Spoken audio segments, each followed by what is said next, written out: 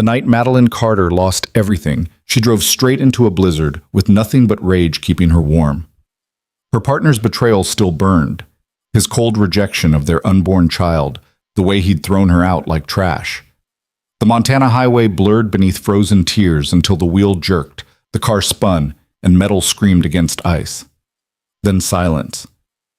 Snow piling on the windshield, blood warm against her temple. She was dying out here, and nobody was coming, except someone did. Stay with me through Madeline's story, from the edge of death to a dangerous new world. Drop a comment with your city so I can see how far this journey reaches.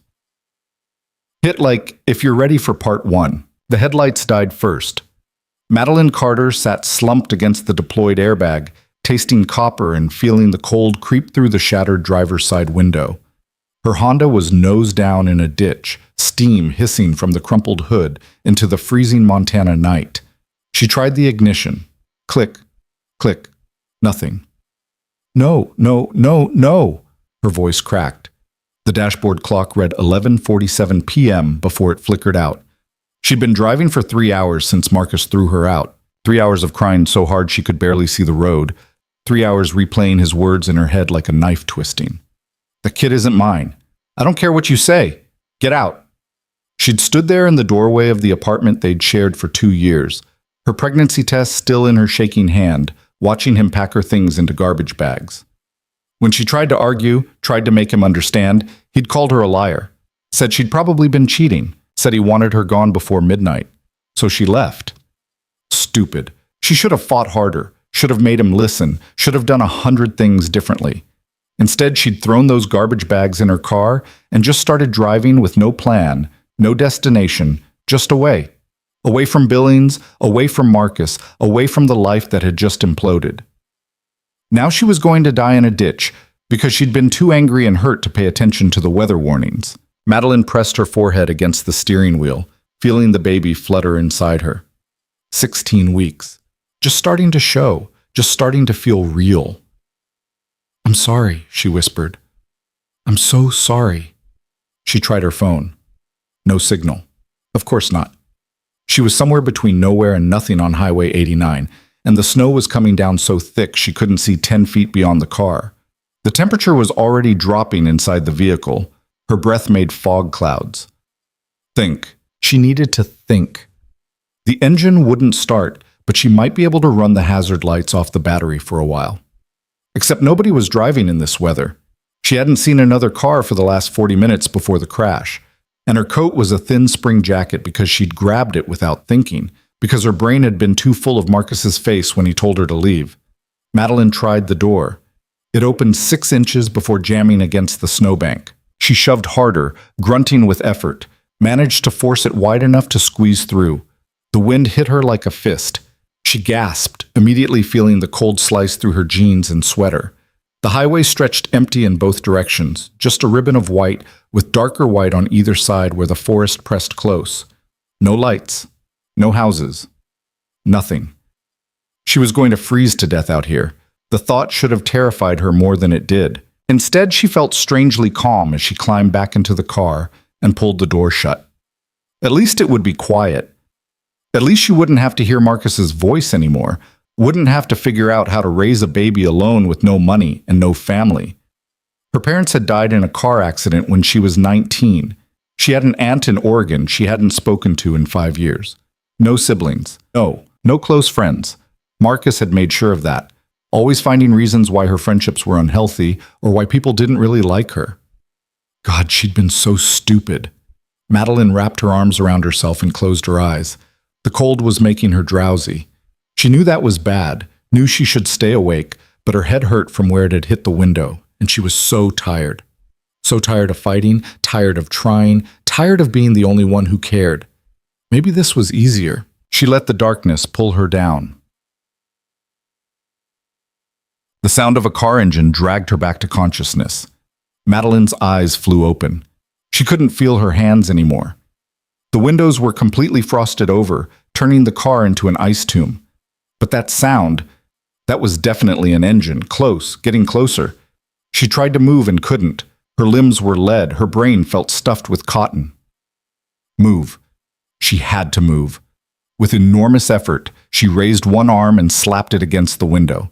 The sound was pathetic, barely a tap. She tried again, harder, forcing her frozen muscles to cooperate. The third hit actually made a thump.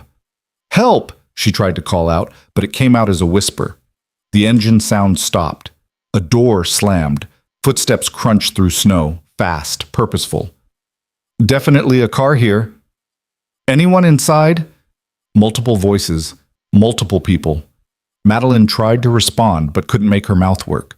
Then someone was at the driver's side window, brushing away snow. A face appeared, dark hair, sharp features, eyes that went wide when they spotted her. "Christ, Marco, get the blankets. She's hypothermic."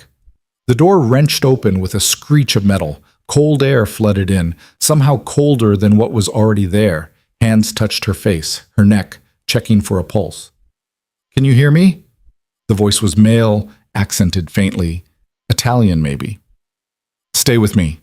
We're getting you out." She wanted to answer, but the words wouldn't come. He turned his head, shouting orders to someone she couldn't see. "Careful with her. She's pregnant. Need to move fast. She doesn't have long." Hands slid under her arms, under her knees, lifting her out of the car. The movement made her head spin.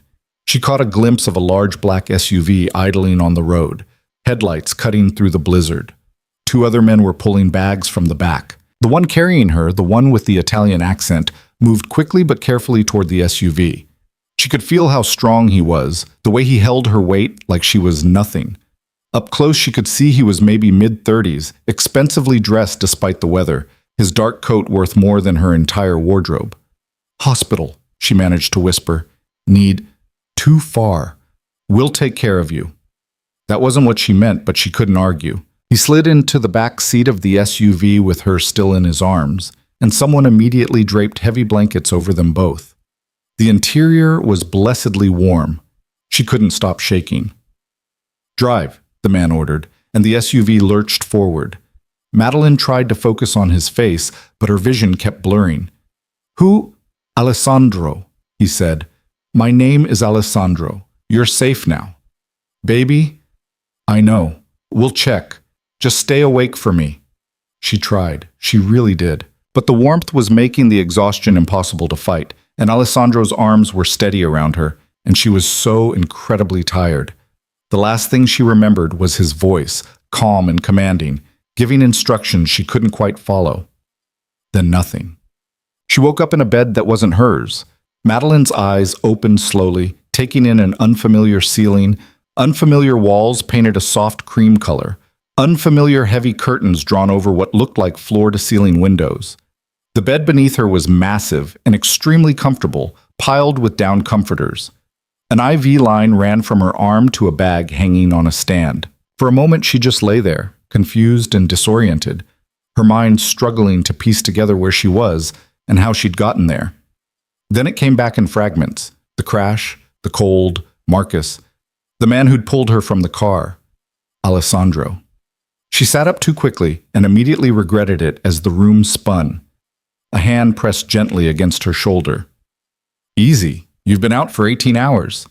Madeline turned her head to find a woman sitting in a chair beside the bed. Late 50s, silver hair pulled back in a neat bun, dressed like a nurse in scrubs, but with an air of competence that went beyond medical training. "Where am I?" Madeline's voice came out rough. "Mr. Vieri's estate. I'm Angela. I've been monitoring your condition." "Estate?" Madeline looked around the room again, noticing details she'd missed. The quality of the furniture, the artwork on the walls, the chandelier overhead. "This is someone's house?" "Yes. You were severely hypothermic when they brought you in. Hospital was over an hour away in that weather. Mr. Vieri made the call to treat you here." Madeline's hand went automatically to her stomach. Angela noticed and smiled. "The baby's fine. Strong heartbeat. You're approximately 16 weeks along, correct?" "Yes." Relief flooded through her so intense it made her dizzy. "You're sure? The baby's okay?" "Completely sure. We've been monitoring both of you carefully. You'll need to rest for a few more days, but you and the child are healthy."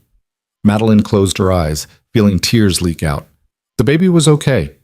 After everything, after the crash and the cold and almost dying, the baby was okay. "Thank you," she whispered. Angela patted her hand. Thank Mr. Vieri. He's the one who found you. I'd like to. Thank him, I mean. Is he here? I'll let him know you're awake. Angela stood and checked the IV bag. Are you hungry? When did you last eat? Madeline had to think about it. Yesterday morning? The day before yesterday now, I guess. Angela's expression turned disapproving in a way that was somehow motherly. We'll fix that. I'll have something brought up. She left, her footsteps quiet on the plush carpet. Madeline lay back against the pillows, her mind racing. Estate, staff, private medical care. Whoever this Alessandro person was, he had serious money. She looked around for her phone and found it on the nightstand, plugged into a charger. 8 missed calls, all from Marcus. A dozen texts, progressing from angry to worried to angry again. She deleted them without reading and turned the phone face down. She didn't want to think about Marcus right now, didn't want to think about the apartment she couldn't go back to, the job she'd probably lost after not showing up, the complete disaster her life had become. Just for a few more minutes, she wanted to lie here in this absurdly comfortable bed and pretend everything was going to be okay. A knock came at the door. Come in, Madeline called, expecting Angela with food. Instead, Alessandro Vieri walked in. He looked different than her fragmented memory of him, less like a blur of sharp features and more like an actual person. Tall, lean build, probably Italian based on the olive complexion and dark features. Expensive clothes that fit too well to be off the rack. Mid-30s like she'd thought, with the kind of face that was handsome in a harsh way, all strong angles and intensity. But it was his eyes that caught her attention. Dark, almost black, and far too observant. Eyes that saw everything and gave away nothing. Miss Carter.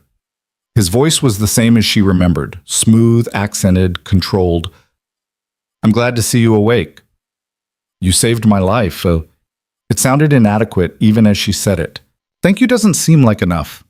He waved a hand dismissively as he pulled the chair closer to the bed and sat down. You were fortunate we came along when we did. Another hour and the outcome would have been different. Why were you even on that road? In that weather? Something flickered across his face, too quick to read. Business. We were coming back from a meeting in Great Falls. Lucky for me. Indeed. He studied her for a moment. Angela tells me you and the child are both recovering well. That's good news. Thanks to you and your staff. Madeline gestured around the room. This is incredible. I don't know how I'll ever repay you for all this. No repayment necessary. I'm simply glad we could help. He leaned back slightly. Though I do have some questions, if you're feeling well enough to answer them. Madeline tensed. Of course he had questions. She was a stranger who'd appeared out of a blizzard, and he'd taken her into his home. He had every right to want answers. What do you want to know? Let's start with what you were doing driving alone in a blizzard at midnight. The directness of it caught her off guard. She'd expected small talk first, the polite dance around the real questions. Alessandro didn't seem interested in dancing. I was leaving Billings, she said carefully. The father of my baby and I had a fight. I left. I wasn't really thinking clearly. He let you leave in that weather? The way he said it made it sound like an accusation, but not directed at her. Madeline found herself answering honestly. He threw me out, said the baby wasn't his, called me a liar, packed my stuff and told me to be gone by midnight. Alessandro's expression didn't change, but something in his eyes went cold. I see. And where were you planning to go? I don't know. I didn't have a plan. I needed to get away from there. She felt tears threatening again and forced them back. I know it was stupid. I should have waited until morning, should have checked the weather, should have done 1,000 things differently. I could have killed my baby because I was too upset to think straight. But you didn't. His voice was matter of fact. You're both alive. That's what matters. Because you found me. Yes. He stood, moving to look out the window. The curtains were still drawn, but he seemed to be looking at something beyond them. Which brings me to my next question. Do you have somewhere to go? Family? Friends? The question she'd been dreading. Madeline shook her head. My parents are dead. I have an aunt in Oregon, but we're not close. My friends... She trailed off. I don't really have friends. Marcus didn't like me spending time with other people. Alessandro turned back to face her, and she couldn't read his expression at all. I see. And your job? I was a translator for a tech company in Billings, freelance. I worked from home mostly, so I guess technically I still have it? Except I haven't checked my email in 2 days, and I probably missed deadlines and they've probably already replaced me. The words came out bitter. I'm great at destroying my own life, apparently. What languages? The sudden shift confused her. What? What languages do you translate? Oh, Italian, French, and Spanish. I studied linguistics in college. Before my parents died and I had to drop out to work full-time, she didn't add. Something that might have been interest flickered across Alessandro's face. Italian is your specialty? Yeah, I did a semester abroad in Rome. It's the language I'm most fluent in after English. He was quiet for a long moment, clearly thinking about something. Madeline waited, unsure what was happening. I have a proposition for you, he said finally. I own several businesses that deal with international clients. I'm always in need of competent translators, particularly for Italian correspondence and contracts. The work would be steady, well paid, and you could do most of it remotely. Madeline stared at him. You're offering me a job? I'm offering you an opportunity. You clearly need income and stability, especially with a child on the way. I need someone with your skills. It would be mutually beneficial. You don't even know me. I could be terrible at my job. But you're not. It wasn't a question. Angela mentioned you were talking in your sleep. Your Italian was flawless, accent and all. Most Americans can't manage that even with years of study. She felt herself flush. I don't know what to say. Say you'll think about it. In the meantime, you're welcome to stay here while you recover. Angela wants you off your feet for at least another 3 days, and the weather is still poor. Consider it part of my medical care. I can't just stay in your house. Why not? He tilted his head slightly. You have somewhere better to be? The question wasn't cruel, just practical. And he was right, she had nowhere to go. Her car was totaled, assuming it was even still where she'd crashed. She had no money for a hotel, no friends to call. Marcus would slam the door in her face if she went back, and she'd rather freeze again than give him the satisfaction. I don't want to impose, she said quietly. You're not. I have more rooms than I know what to do with, and Angela enjoys having someone to fuss over. He moved toward the door. Rest. We can discuss the job offer later when you're feeling stronger. For now, just focus on recovering. Mr. Vieri... Alessandro, he corrected. We saved each other the trouble of formal introductions when I pulled you out of that car. Despite everything, Madeline felt a small smile tug at her lips. Alessandro, thank you. Really? I know I keep saying it, but I mean it. He paused at the door, looking back at her. For just a moment, his expression softened. You're welcome, Madeline. Get some rest. Then he was gone, the door closing quietly behind him. Madeline lay back against the pillows, her mind spinning. A job offer. A place to stay. Medical care. All from a complete stranger who'd pulled her out of a snowbank. It felt too good to be true. But then again, her life had just spectacularly fallen apart. Maybe she was due for some good luck. She closed her eyes, exhaustion pulling at her again despite having just woken up. She'd think about all of this later. Right now, she was warm and safe, and the baby was okay. That was enough. Madeline spent the next 3 days in bed on Angela's orders, drifting between sleep and waking, eating when food appeared and trying not to think too hard about her situation. The room she was staying in was on the second floor of what she was beginning to understand was a very large house. When she was feeling stronger, she'd gotten out of bed long enough to look out the windows. The estate sat on extensive grounds surrounded by forest, with a long driveway leading to a gate she could just barely see in the distance. Snow covered everything in a pristine blanket that would have been beautiful if she didn't associate it with nearly dying. She saw Alessandro twice more during those 3 days. Once when he stopped by to drop off her belongings from the car, her pathetic garbage bags of clothes, her laptop, her purse. He didn't comment on the bags, just set them down and asked if she needed anything. The second time was longer, a conversation about the job offer. The work would involve translating business correspondence, contracts, and occasionally sitting in on video conferences to provide real-time translation, he explained, sitting in the chair that seemed to be his usual spot. Most of it can be done remotely, but there would be occasional requests for in-person work if you're available. What kind of businesses? Madeline asked. Import-export primarily. I have interests in shipping, logistics, some manufacturing. International trade requires constant communication with partners across Europe. It sounded legitimate, normal. So why did she have the nagging sense that he wasn't telling her everything? The pay would be $60,000 a year to start, Alessandro continued, with benefits including health insurance. Given your condition, I imagine that's relevant. Madeline nearly choked. $60,000 was more than she'd made in the last 2 years combined with her freelance work.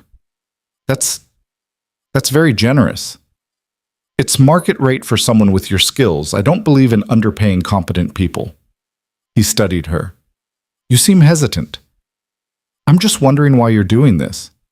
You don't know me. For all you know, I'm completely incompetent. I'm an excellent judge of character, and I have good instincts about people. He leaned forward slightly. You're intelligent, educated, and despite what you've been through, you're still fighting. Those are qualities I value. Or I'm desperate and you know it. That too. He didn't deny it. I'm offering you a lifeline, Madeline. Whether you take it is up to you. But I'm not doing this out of pity. I genuinely need someone with your skills, and I believe you'll do good work. She wanted to believe him, wanted to believe this was real and not some kind of trap. But Marcus had taught her not to trust easily, especially when something seemed too good to be true. What's the catch? She asked bluntly. Alessandro smiled, and it was the first time she'd seen anything like warmth from him. The catch is that my business sometimes operates on strange hours.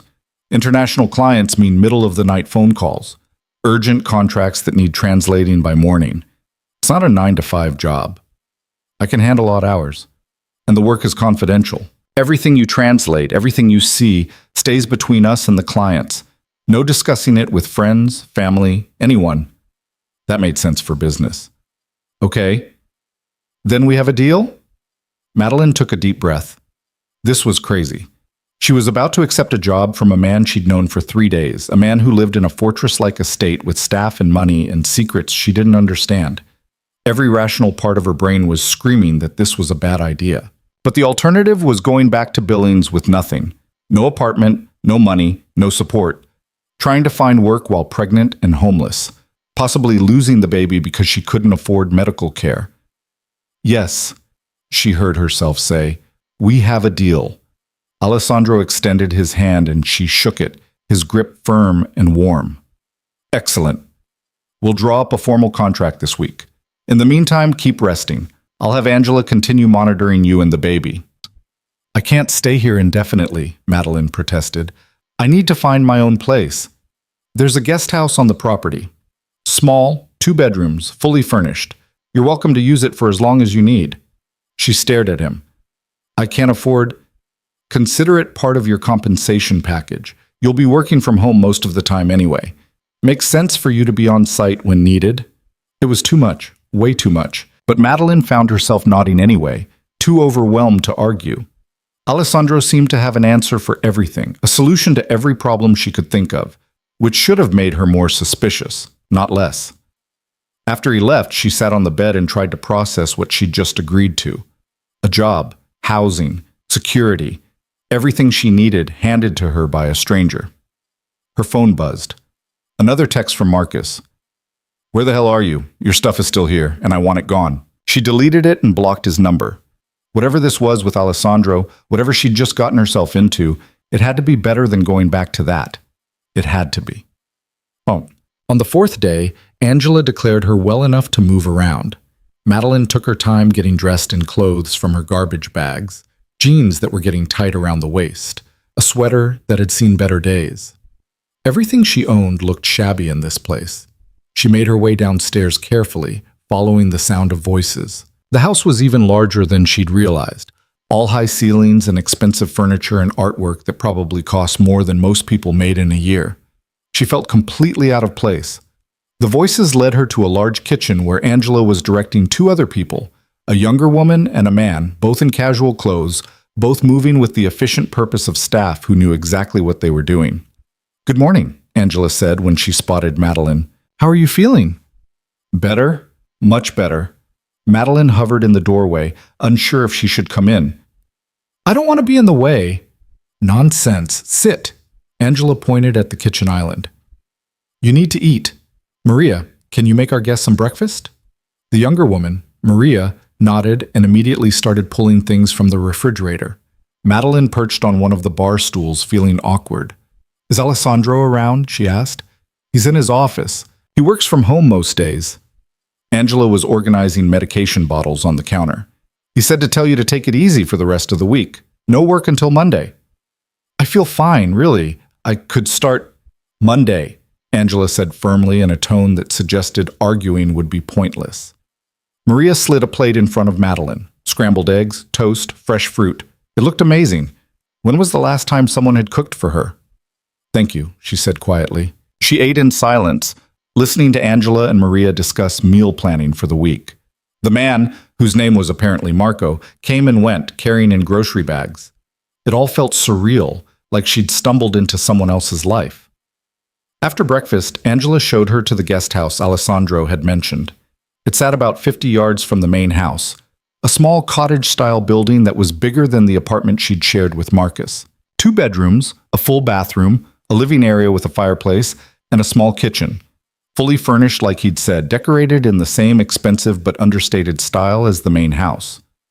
"Mr. Vieri had it cleaned and stocked for you," Angela explained, opening the refrigerator to show it full of food. "Everything you need should be here, but if you think of anything else, just ask." Madeline walked through the space in a daze. This was hers? She could stay here? "The internet password is on the counter," Angela continued, "and there's a phone system that connects to the main house. Just pick up and dial 0 if you need anything." "This is too much," Madeline said faintly. Angela gave her a knowing look. "Mr. Vieri is a generous employer. You'll get used to it." After Angela left, Madeline sat on the couch and looked around her new home. Temporary home, she corrected herself. This wasn't permanent. This was just until she got on her feet, saved some money, figured out what she was doing. But as she sat there in the quiet, she couldn't shake the feeling that her life had just taken a turn she didn't completely understand. Alessandro Vieri had appeared out of nowhere, saved her life, and offered her everything she needed exactly when she needed it. Nobody did that without a reason. She pulled out her laptop and, for the first time since the crash, opened her email. Dozens of messages from her old clients, most of them angry about missed deadlines. She responded to each one apologetically, explaining there had been an emergency, offering to make up the work if they still wanted her. Then she opened a new browser window and typed, "Alessandro Vieri, Montana." The search results were surprisingly sparse. A few business registrations for import-export companies, a couple of mentions in shipping industry publications, but no social media, no photographs, no personal information at all. For someone who apparently had this much money, he kept a very low profile. She tried different search terms. Vieri shipping, Vieri logistics, Vieri import-export. Each search gave her fragments of information, but nothing that painted a complete picture. The businesses seemed legitimate, scattered across several states, all dealing in international trade of various kinds. Nothing obviously illegal. Nothing that raised red flags. So why did she still feel like she was missing something?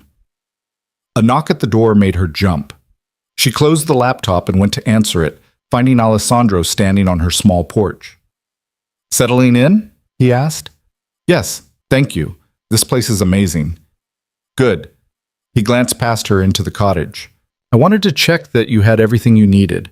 Angela tends to be thorough, but she sometimes forgets details." "No, it's perfect, really."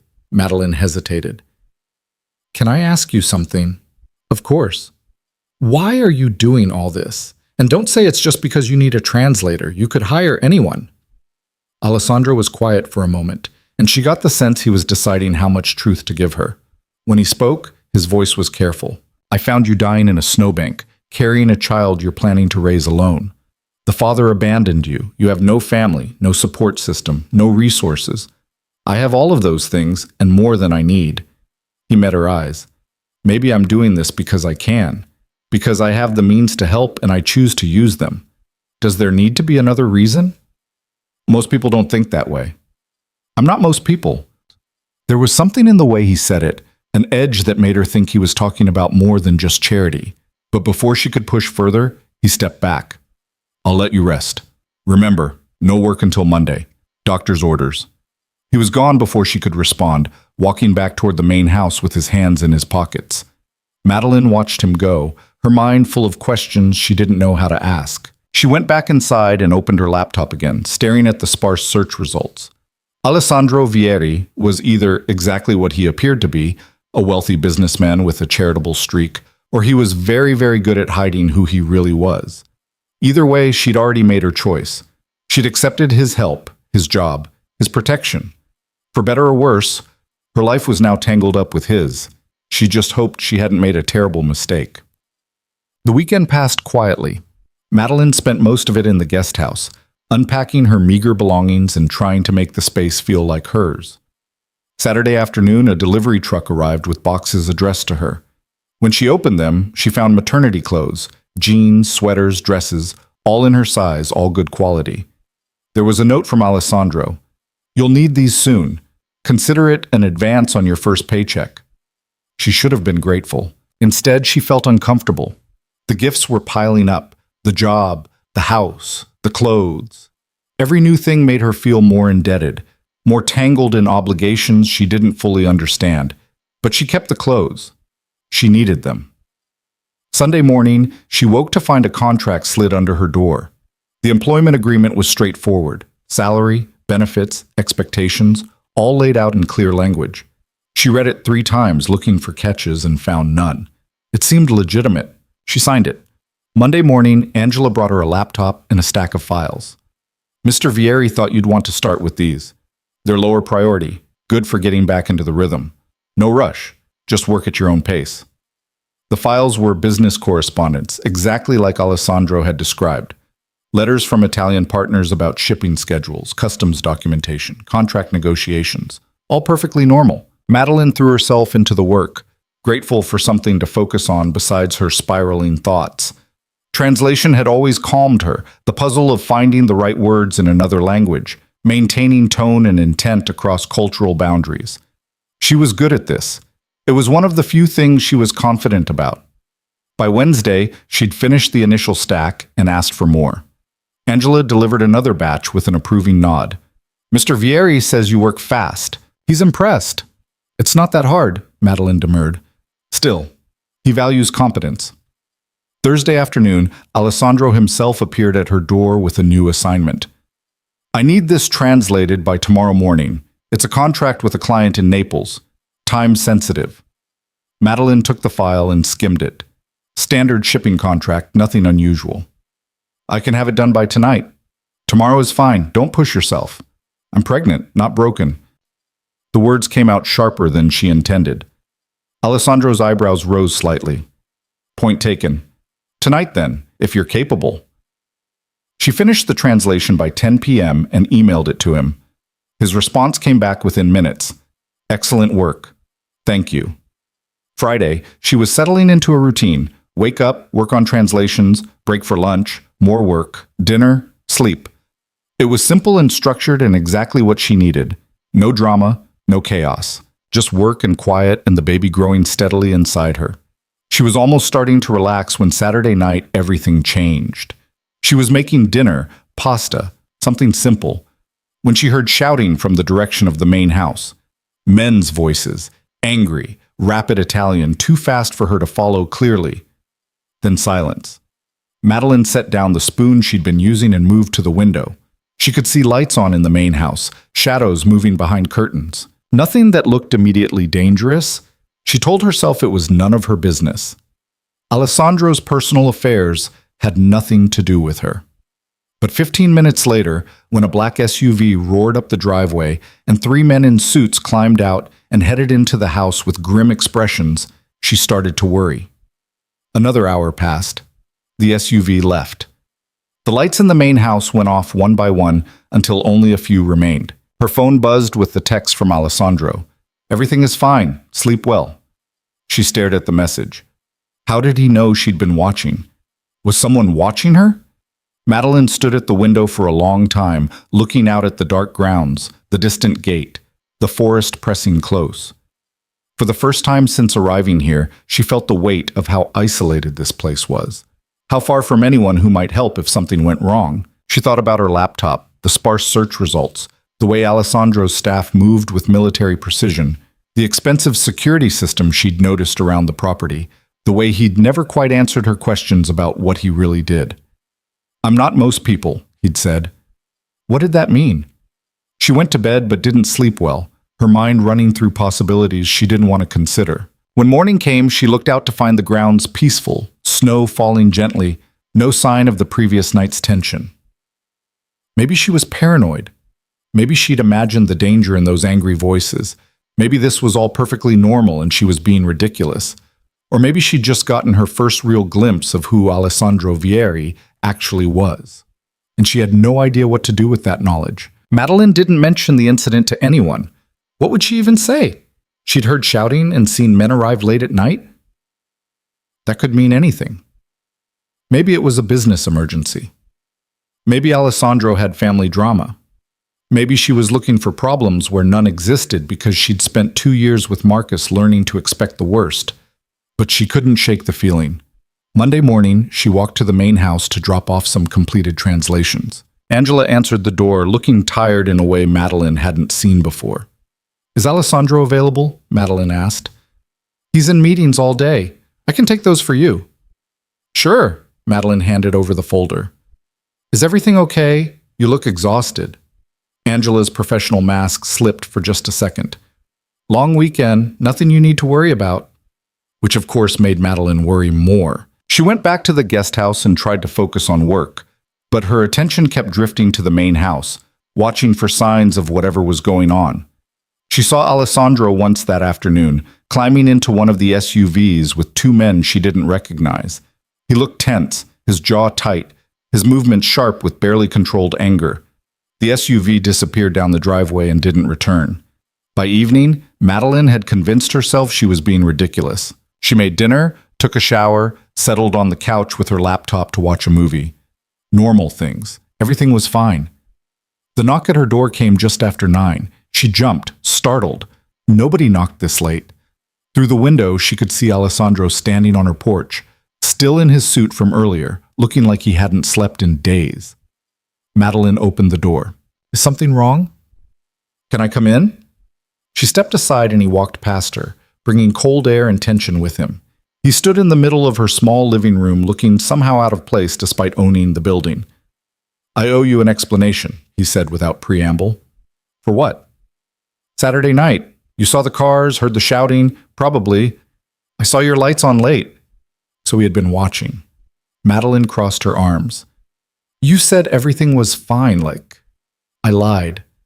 He ran a hand through his hair, messing it up in a way that made him look younger and more human. "Or rather, I simplified. Things are complicated right now." "Complicated how?"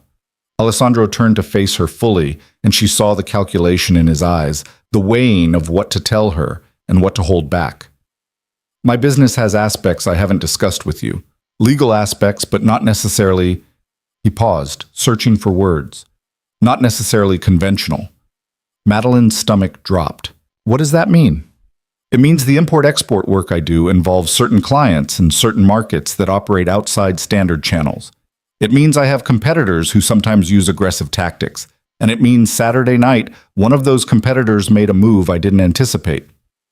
She should walk away, should tell him to leave, should pack her pathetic garbage bags and call a cab and get as far from here as possible. Instead, she heard herself ask, "What kind of move?" "One of my shipments was intercepted. $30,000 worth of merchandise gone, along with the driver who was supposed to deliver it. My people are handling it, but the situation is delicate."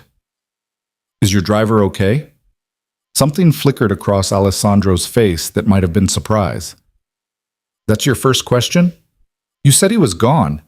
I want to know if he's hurt." "He's alive, shaken, but unharmed. They just wanted the shipment." "They," Madeline repeated. "Your competitors." "Yes." She sat down on the couch, her legs suddenly unsteady. "What kind of merchandise are we talking about?" "Does it matter?" "Yes. It matters a lot, actually.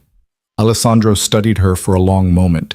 Then he crossed to the couch and sat on the opposite end, maintaining distance but close enough that she could see the exhaustion in his eyes. Wine, he said. High-end Italian wines that are difficult to import through normal channels due to tariffs and regulations. I have connections in Italy who can source bottles that collectors here will pay premium prices for. It's technically illegal to avoid the import taxes, but it's not... He paused. It's not drugs or weapons or anything that harms people. It's just wine. Madeline wanted to laugh at the absurdity. She'd been imagining mob connections and criminal empires, and it was wine smuggling? That's it? That's your big illegal business? Among other things, but yes, primarily I facilitate the movement of luxury goods through unofficial channels. Art, wine, certain antiques, items that wealthy people want and are willing to pay for without asking too many questions about provenance. So you're like a high-class fence. That's one way to put it. He almost smiled. I prefer to think of myself as providing a service that connects sellers with buyers while avoiding unnecessary bureaucratic obstacles. And these competitors of yours, they're in the same business? More or less, there's only so much market to go around. Occasionally, people get territorial about it. Madeline processed this, trying to reconcile the man sitting on her couch with the criminal activity he was describing. It should have scared her more than it did. Maybe she was still in shock. Maybe pregnancy hormones were affecting her judgment. Why are you telling me this? She asked finally. Because you deserve to know what you've gotten yourself into.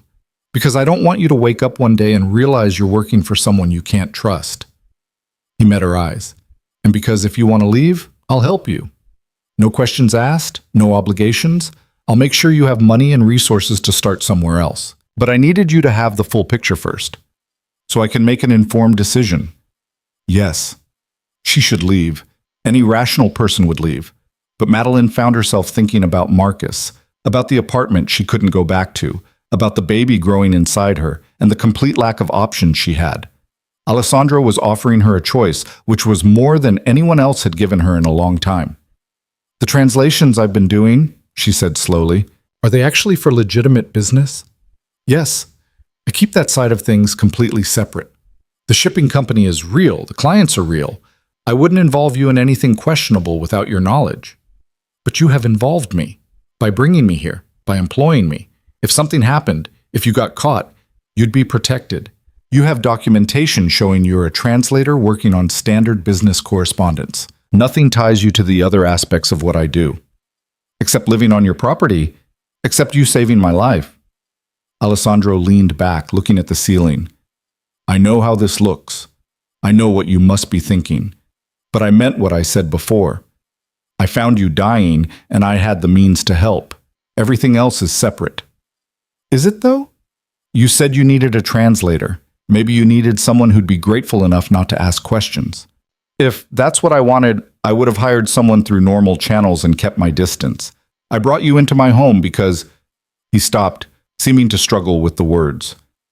Because you reminded me that not everyone in this world is operating an angle. You were just someone in trouble who needed help. And now I'm someone who knows your secrets. Yes, he didn't deny it. Which is why I'm giving you the choice. Stay or go. No pressure either way. Madeline looked around the guest house, at the comfortable furniture and the stocked kitchen and the quiet safety of it all. Then she thought about going back to nothing, to Marcus's contempt and missed deadlines and scrambling for enough money to survive. What happens if I stay? She asked. You keep working as my translator. You live here as long as you need to. We maintain professional boundaries. He paused. And occasionally you might hear or see things related to my other business. I won't hide it from you anymore, but I also won't involve you directly. You'll know enough to make informed decisions, but not so much that you're implicated. That sounds like a terrible idea. Probably. Alessandro smiled slightly. But most of the good decisions I've made started out looking terrible. She should ask more questions. Should demand details about exactly what he was involved in, who these competitors were, what the risks really looked like. But she was tired of questions that didn't have good answers. I need to think about it, Madeline said. Of course. Take all the time you need. He stood, heading for the door. For what it's worth, I hope you stay. You're good at the work, and Angela likes having you around, but I understand if this is too much. After he left, Madeline sat in the dark for a long time, her hands on her stomach, feeling the baby move. She was 20 weeks now, halfway through. In 4.5 months, she'd have an actual child to take care of, a tiny person who would depend on her for everything. What kind of mother accepted help from a criminal? But what kind of mother let her pride and fear leave her child homeless? She pulled out her laptop and searched for apartments in Billings. The cheapest one-bedroom she could find was $800 a month, and that was in a neighborhood she wouldn't feel safe in. She'd need first and last month's rent, deposits, furniture, baby supplies. Even with her old freelance income, she'd be stretched impossibly thin. Alessandro was offering her $60,000 a year, free housing, and health insurance.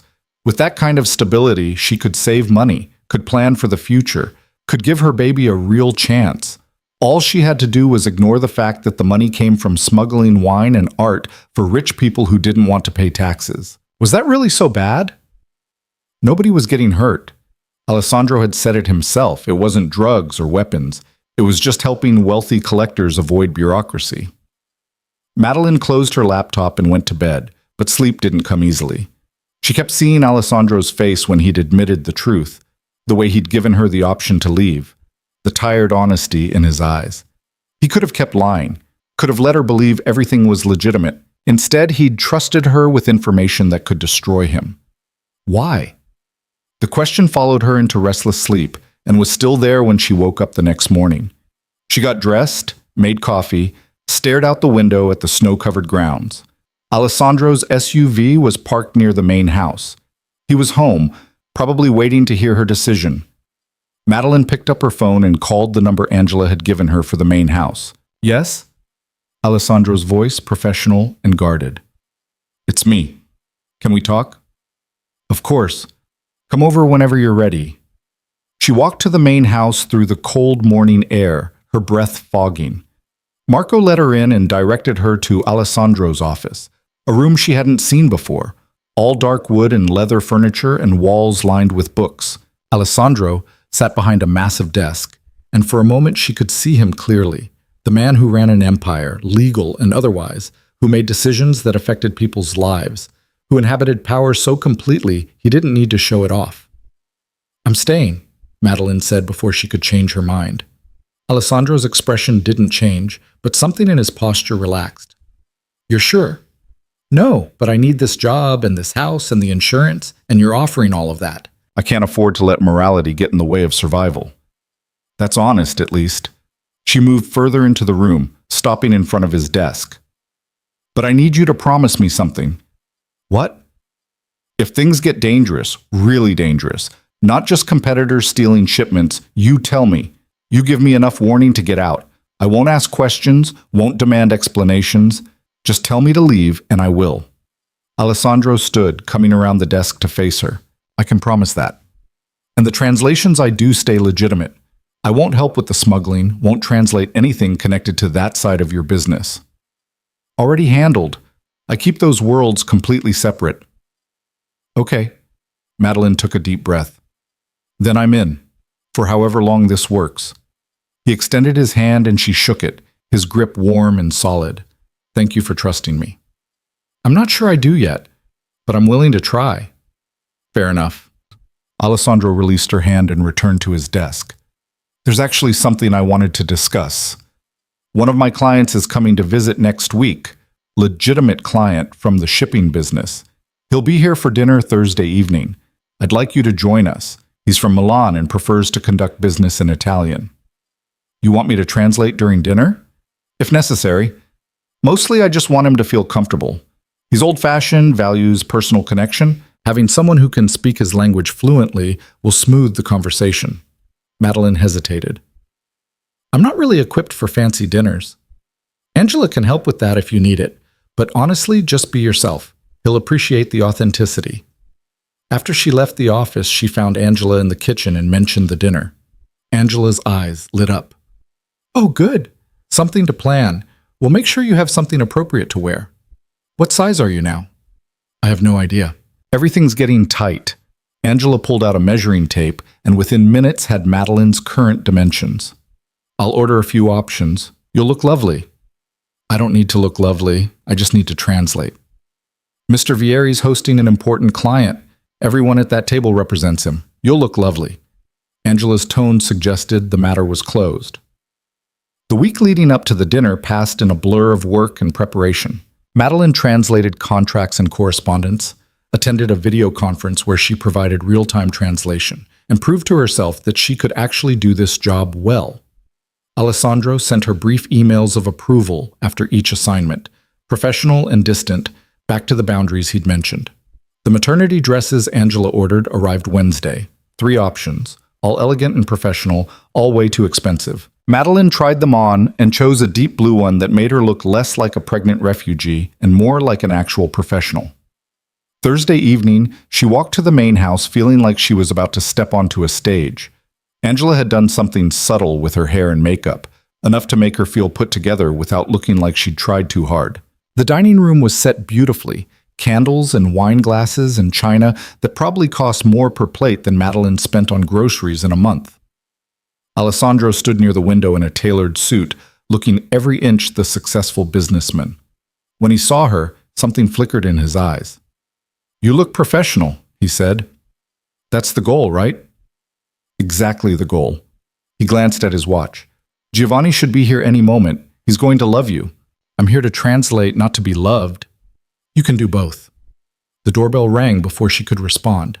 Alessandro went to answer it himself, returning moments later with a man in his 60s, silver-haired and distinguished, wearing a suit that screamed Italian tailoring. "Giovanni, this is Madeline Carter, my translator," Alessandro said in English. Then, switching to Italian, he added, "She's fluent and has been handling all my Italian correspondence." Giovanni's face brightened. He took Madeline's hand and kissed it in the old-fashioned way. "Che piacere," he said. "What a pleasure. Finally, someone who can understand me properly." Alessandro's Italian is good, but he has the accent of a tourist. Madeline laughed, responding in Italian. "I'll try not to embarrass him too much by comparison." The dinner went smoother than she'd expected. Giovanni was charming and funny, telling stories about his shipping business and the chaos of working with American customs officials. Alessandro mostly listened, asking occasional questions, letting Madeline handle the linguistic heavy lifting when Giovanni's English faltered or when he wanted to express something complex.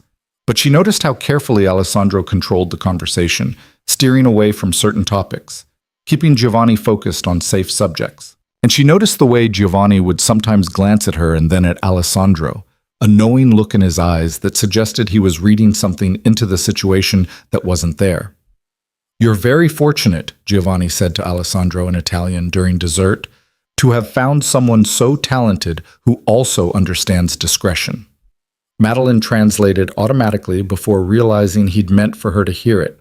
Alessandro's eyes cut to her briefly before responding. "I am fortunate. Madeline is an excellent addition to the team." "And she lives here? On the property?"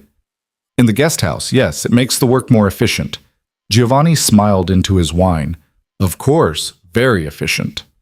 After he left, Madeline helped Angela clear the table despite protests that she should rest. "You did wonderfully," Angela said. Giovanni was impressed. "He thought Alessandro and I were together, I could tell." "Well, you do live on his property and you're having a baby. People make assumptions." Madeline stopped, a stack of plates in her hands. "Did you assume that?" Angela met her eyes. "No. I know Mr. Vieri better than that, but I understand why others might." Alessandro appeared in the doorway. "Madeline, can I speak with you for a moment?" She followed him back to his office, nervous about what was coming. He poured himself a whiskey and offered her one before remembering she was pregnant. "Water?" he offered instead. "I'm fine. What did you want to talk about?" He leaned against his desk. "Giovanni is going to tell people we're involved. That's how his mind works. Young woman living on a man's property, there must be something going on. I can't control what he thinks, but I can control how we handle it." "Okay. If it bothers you, I'll make it clear to anyone who asks that you're an employee, nothing more. But honestly, the assumption might work in our favor. People are less likely to question your presence here if they think there's a personal relationship." Madeline felt her face heat. "You want people to think we're together?" I want people to think whatever keeps them from asking uncomfortable questions about why I'm employing a pregnant woman I found in a snowbank. If that means they assume romance, so be it. That doesn't bother you? Why would it? I know the truth. You know the truth. What strangers think is irrelevant. He paused. Unless it bothers you. I just don't want people thinking I'm... She struggled for the right words. That I'm using the baby to trap you or something. Alessandro's expression softened. Anyone who knows me knows I don't get trapped. And anyone who matters will see how hard you work and how professional you are. The rest don't deserve our concern. She wanted to argue but couldn't find solid ground. He was right. What did it matter what strangers thought? She was here to work and keep her baby safe. Everything else was noise. Fine, she said. Let them think whatever they want. Good. He set down his glass. You did excellent work tonight. Giovanni was genuinely impressed, and he's not easy to impress. Thank you. I'm increasing your salary to $70,000. You've proven yourself worth it. Madeline blinked. That's not necessary. It's exactly necessary. You're doing the work of a senior translator, and I pay people what they're worth. He pulled an envelope from his desk drawer. Here's your first month's pay, including the raise. She took the envelope with shaking hands. More money than she'd made in 3 months of freelance work. This was real. This job, this life, it was actually real. Thank you, she said quietly. You've earned it. Walking back to the guest house that night, Madeline felt something shift inside her. For the first time since Marcus threw her out, she felt like maybe she wasn't just surviving. Maybe she was actually building something. It was built on shaky ground, sure, on a foundation of smuggled wine and a criminal employer, but it was hers. She opened the envelope once she was inside and counted the money. $7,000.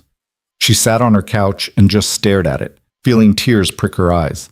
She had money, she had housing, she had health care, she had a job she was good at. She had a chance. The next few weeks fell into a rhythm. Madeline worked on translations, attended occasional dinners with clients, and slowly transformed the guest house into something that felt like home.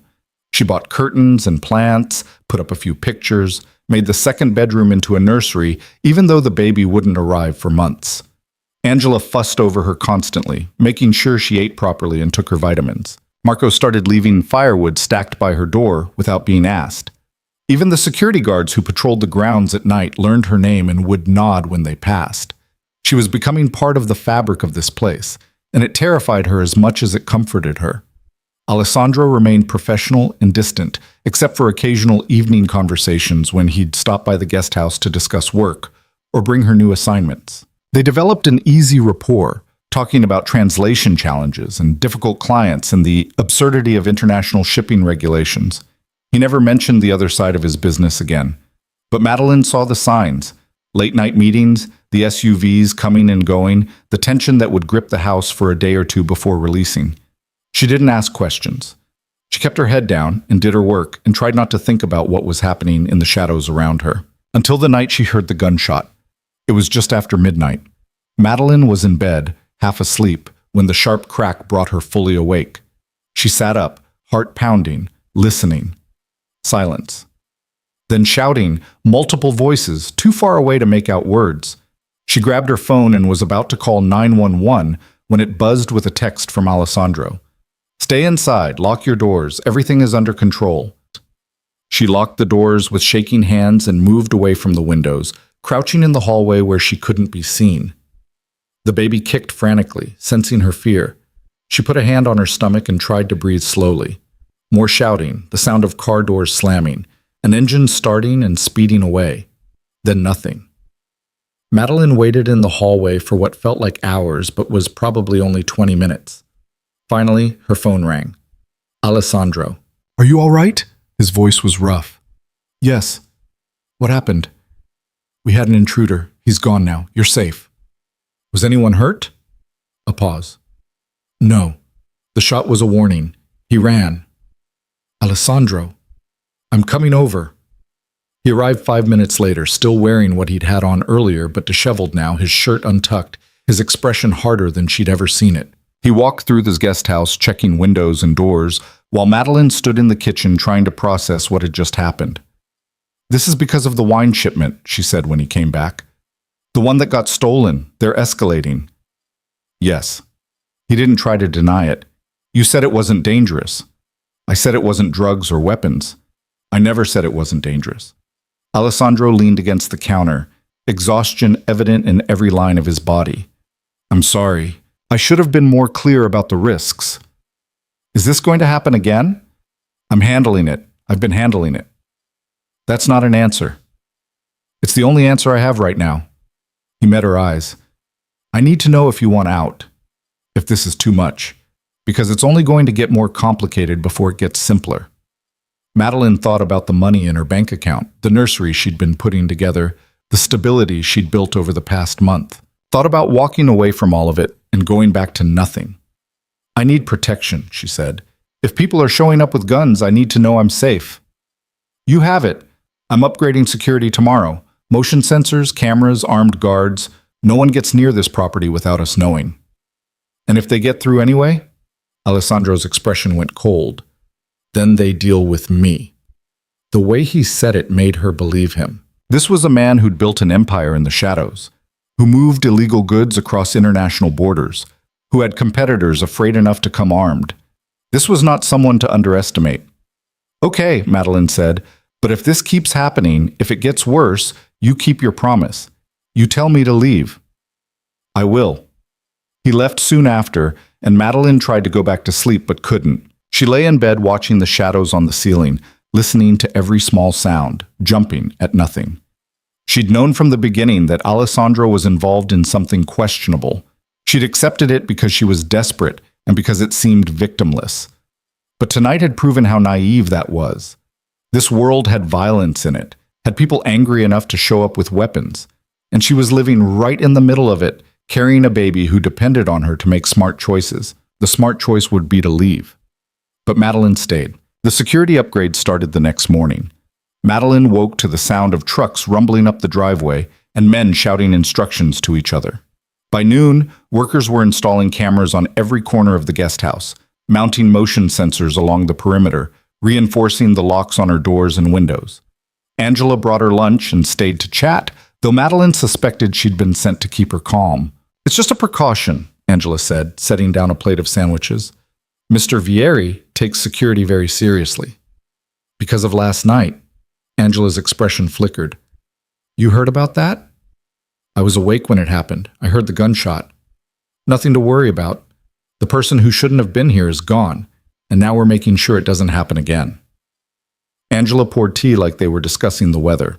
How are you feeling? Any contractions or cramping? The abrupt subject change was obvious, but Madeline let it go. No, I'm fine. The baby's moving a lot today, actually. Good. That's good. Angela squeezed her hand.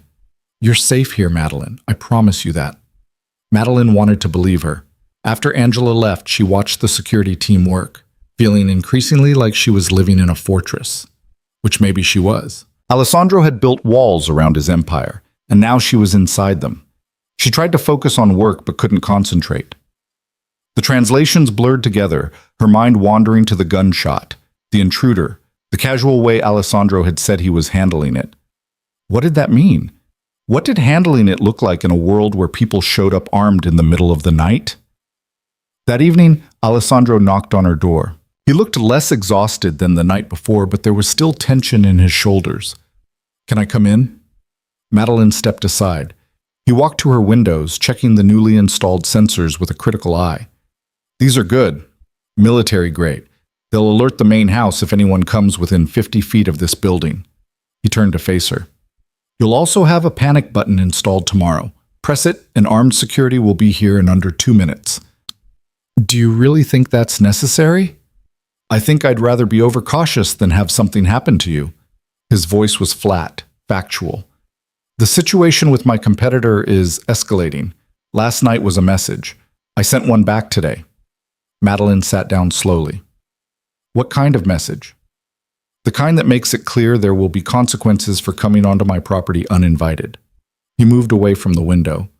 I don't want you to be afraid, but I do want you to be aware. For the next few weeks, stay close to the house. Don't go anywhere alone. If you need something from town, Marco or one of the other men will drive you. I can't live like a prisoner. You're not a prisoner. You're someone I'm protecting. Because of your business dealings that have nothing to do with me. Alessandro's jaw tightened. You're on my property, under my employment. That makes you my responsibility. If something happened to you because of my choices, I wouldn't forgive myself. The raw honesty in his voice caught her off guard. This wasn't the controlled businessman she'd gotten used to. This was something more vulnerable underneath. I'm not your responsibility, Madeline said quietly. I made the choice to stay. That's on me. You made that choice before someone fired a warning shot 50 yards from where you sleep. The situation has changed. So what do you want me to do? Pack up and leave? No. The word came out harsh. He softened his tone. No, I don't want you to leave. I want you to let me keep you safe until this is resolved. And how long will that take? I don't know. Weeks, maybe. A month at most. Madeline rubbed her temples, feeling a headache building. She was 6 months pregnant, living on a criminal's estate, surrounded by armed guards because his competitor had escalated a dispute over stolen wine. This was insane. Her entire situation was insane. Tell me about him, she said. Your competitor, who is he? Alessandro hesitated, then sat down in the chair across from her. His name is Viktor Kozlov, Russian, based in Seattle but with connections throughout the Northwest. He runs a similar operation to mine, but with less discretion and more violence. We've had territorial disputes before, but this is the first time he's brought it to my home. Why now? What changed? I took a contract he wanted. A client in New York looking to acquire a specific collection of Soviet-era art. Victor had been courting this client for months, but I had better connections in Moscow and closed the deal first. He didn't take it well.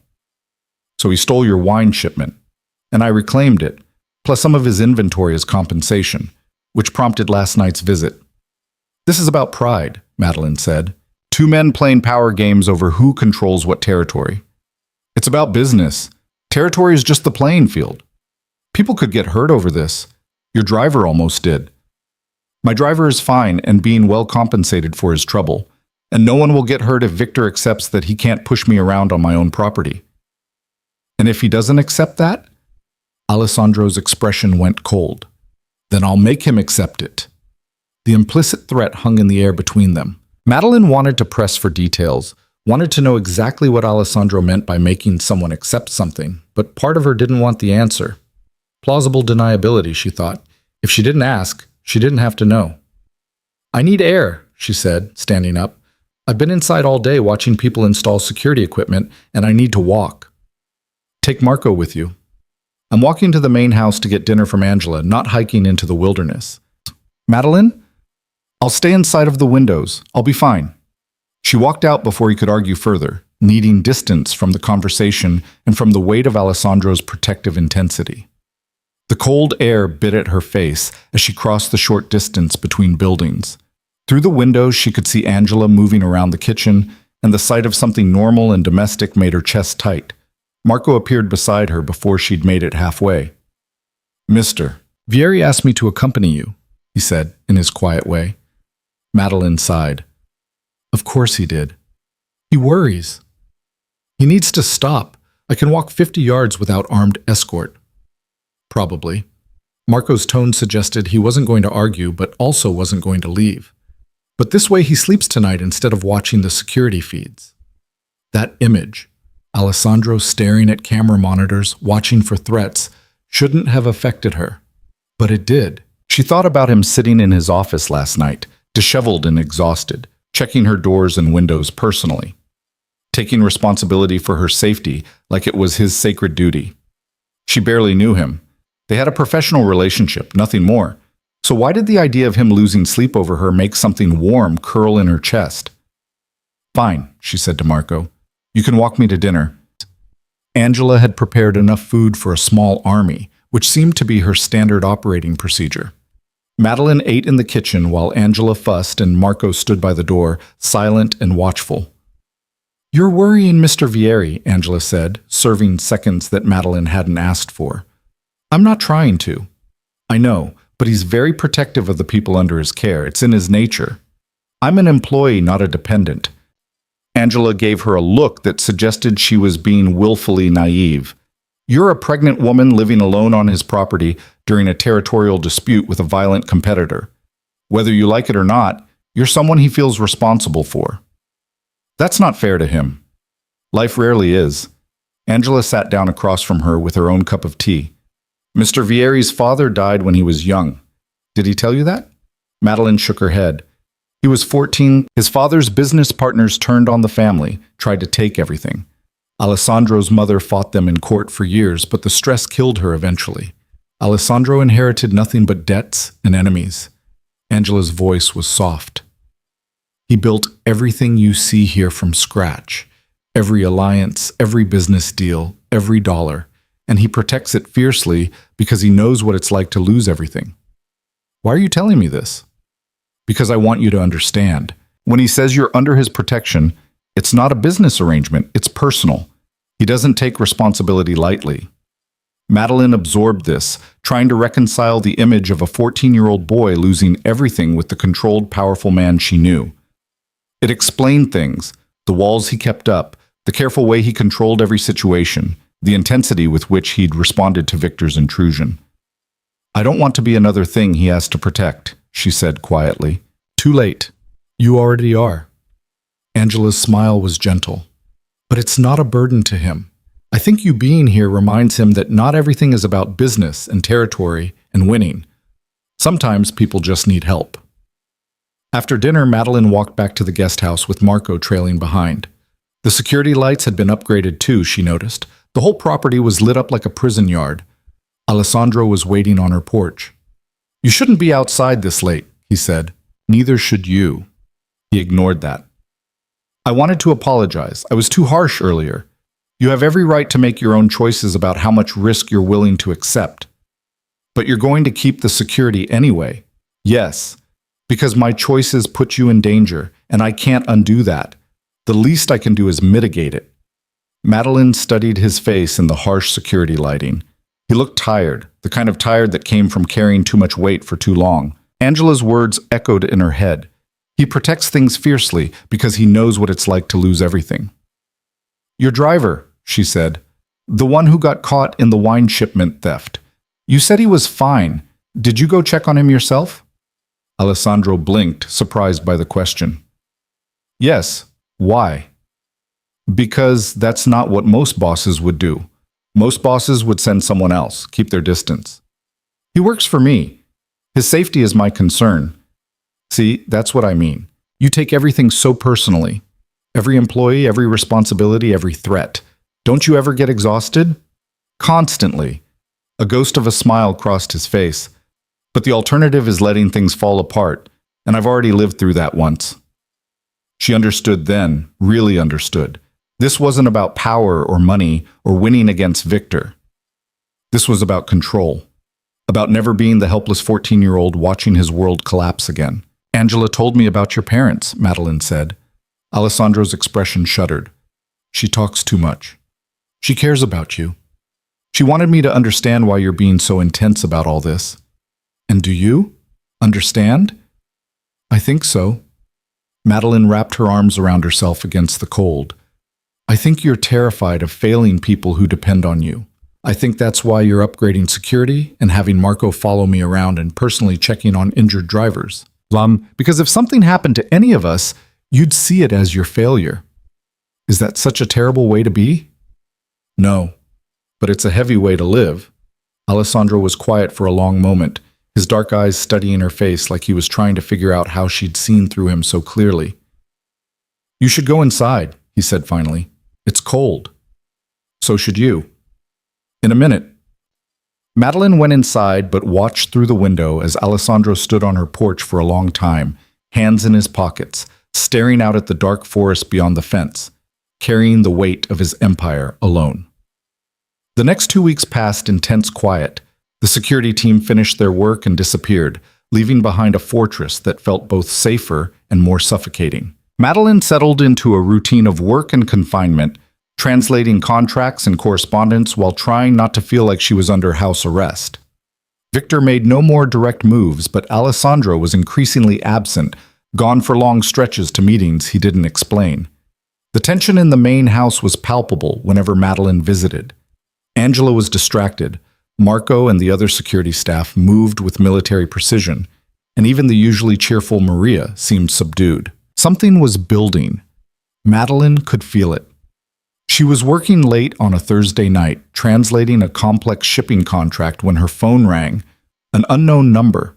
She almost didn't answer, but something made her pick up. Madeline Carter? A woman's voice, professional, unfamiliar. Yes? This is Rebecca Chen from Billings General Hospital. We have a patient here who listed you as an emergency contact, Marcus Webb. Madeline's stomach dropped. What happened? He was brought in 2 hours ago after a car accident. He's stable, but he's been asking for you. Are you able to come? Madeline's mind raced. Marcus. The man who'd thrown her out, called her a liar, refused to acknowledge their child. Why would he list her as emergency contact? Is he going to be okay? He has a concussion and some broken ribs, but yes, he'll recover. However, he's quite insistent about seeing you. I'm 2 hours away. I can't just... I understand. I'll let him know you were contacted. Thank you for your time. The line went dead. Madeline sat staring at her phone, feeling sick. Marcus was hurt badly enough to be hospitalized. And despite everything he'd done to her, part of her still felt the pull to go to him. She was still sitting there when Alessandro knocked and let himself in without waiting for an answer. Something's wrong, he said immediately. What happened? How did you... The security system flagged an unknown caller. Who was it? The fact that her phone calls were being monitored should have bothered her more than it did. A hospital in Billings. Marcus was in a car accident. He's asking for me. Alessandro's expression went carefully blank. The father of your child. Yes. Are you going? I don't know.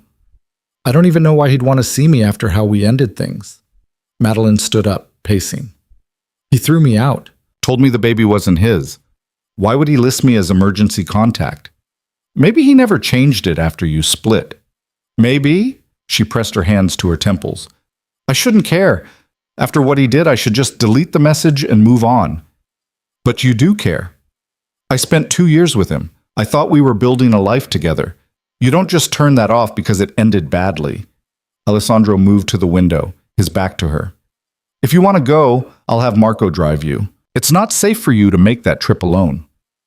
I can't ask you to do that. You're not asking. I'm offering. He turned to face her.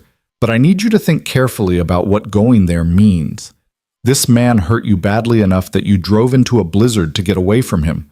Are you prepared to face him again? Madeline sank back onto the couch. I don't know what I'm prepared for anymore. A month ago, I was homeless and pregnant with nowhere to go. Now I'm living in a guest house on a smuggler's estate during a territorial war, and my ex-boyfriend, who denied our child, is in the hospital asking for me. Nothing about my life makes sense. Welcome to the human condition. Alessandro's voice held dark humor. Nothing ever makes sense. We just pretend it does to stay sane. Despite everything, Madeline laughed. It came out slightly hysterical, but it was real. You're not helping. I'm not trying to help. I'm trying to give you permission to be honest about what you want. He sat down in his usual chair. Do you want to see him? Part of me does. The part that remembers when things were good, before he became controlling and mean, before he threw me away like I was nothing. And the other part? Wants to let him suffer alone like he made me suffer. She looked at Alessandro. That makes me a terrible person, doesn't it? It makes you human. Anger is normal after betrayal. Is that why you're so angry at Victor? Because he betrayed some code you both should have followed? Alessandro smiled slightly. Victor and I were never friends. But yes, there are rules in this world, unwritten ones. He broke them by coming to my home. That's not something I can let stand. Even if it means more violence. Sometimes violence is the only language certain people understand. Madeline thought about that, about the world Alessandro inhabited where problems were solved with force and intimidation, where men like Victor existed who'd fire warning shots in the night. It should have repelled her. Instead, she found herself thinking that at least Alessandro's rules were clear. Marcus had pretended to love her while slowly isolating her from everyone else in her life. Alessandro had been honest from the beginning about who he was. "I'm not going," she said finally, "to see Marcus. Whatever he wants to say to me, he had his chance 2 months ago. I'm done giving him opportunities to hurt me." "Are you sure?" "No, but I'm doing it anyway." She pulled out her phone and blocked the hospital's number. "He made his choice when he threw me out. I'm making mine now." Alessandro nodded slowly. "For what it's worth, I think that takes more courage than going would have. Or maybe I'm just too tired to care anymore. Maybe. But you're still here, still working, still fighting for your future. That's not nothing." After he left, Madeline lay in bed thinking about Marcus in that hospital bed, asking for her, probably confused about why she wasn't coming. She felt guilty for maybe 30 seconds before remembering the look on his face when he'd called her a liar, the way he'd packed her things in garbage bags, the cold satisfaction in his voice when he told her to be gone by midnight. He'd made his bed. She didn't know him comfort now that he was lying in it. The next morning, Angela mentioned that Alessandro had left before dawn for Seattle. "Business meeting?" Angela said vaguely. "He'll be back tomorrow." Madeline knew better. Seattle was where Victor was based. Alessandro hadn't gone for a business meeting. He'd gone to send another message, probably a more forceful one than the last. She tried not to worry, tried to focus on her translations and the nursery she was still putting together. But as the day wore on and Alessandro didn't call or text, the worry grew. What if Victor hurt him? What if this escalated into real violence and Alessandro didn't come back? The thought made her feel sick. Somewhere along the way, without meaning to, she'd started to care about him. Not just as an employer or benefactor, but as a person. Someone who'd shown her more kindness and respect in 2 months than Marcus had in 2 years. By evening, she was checking her phone obsessively.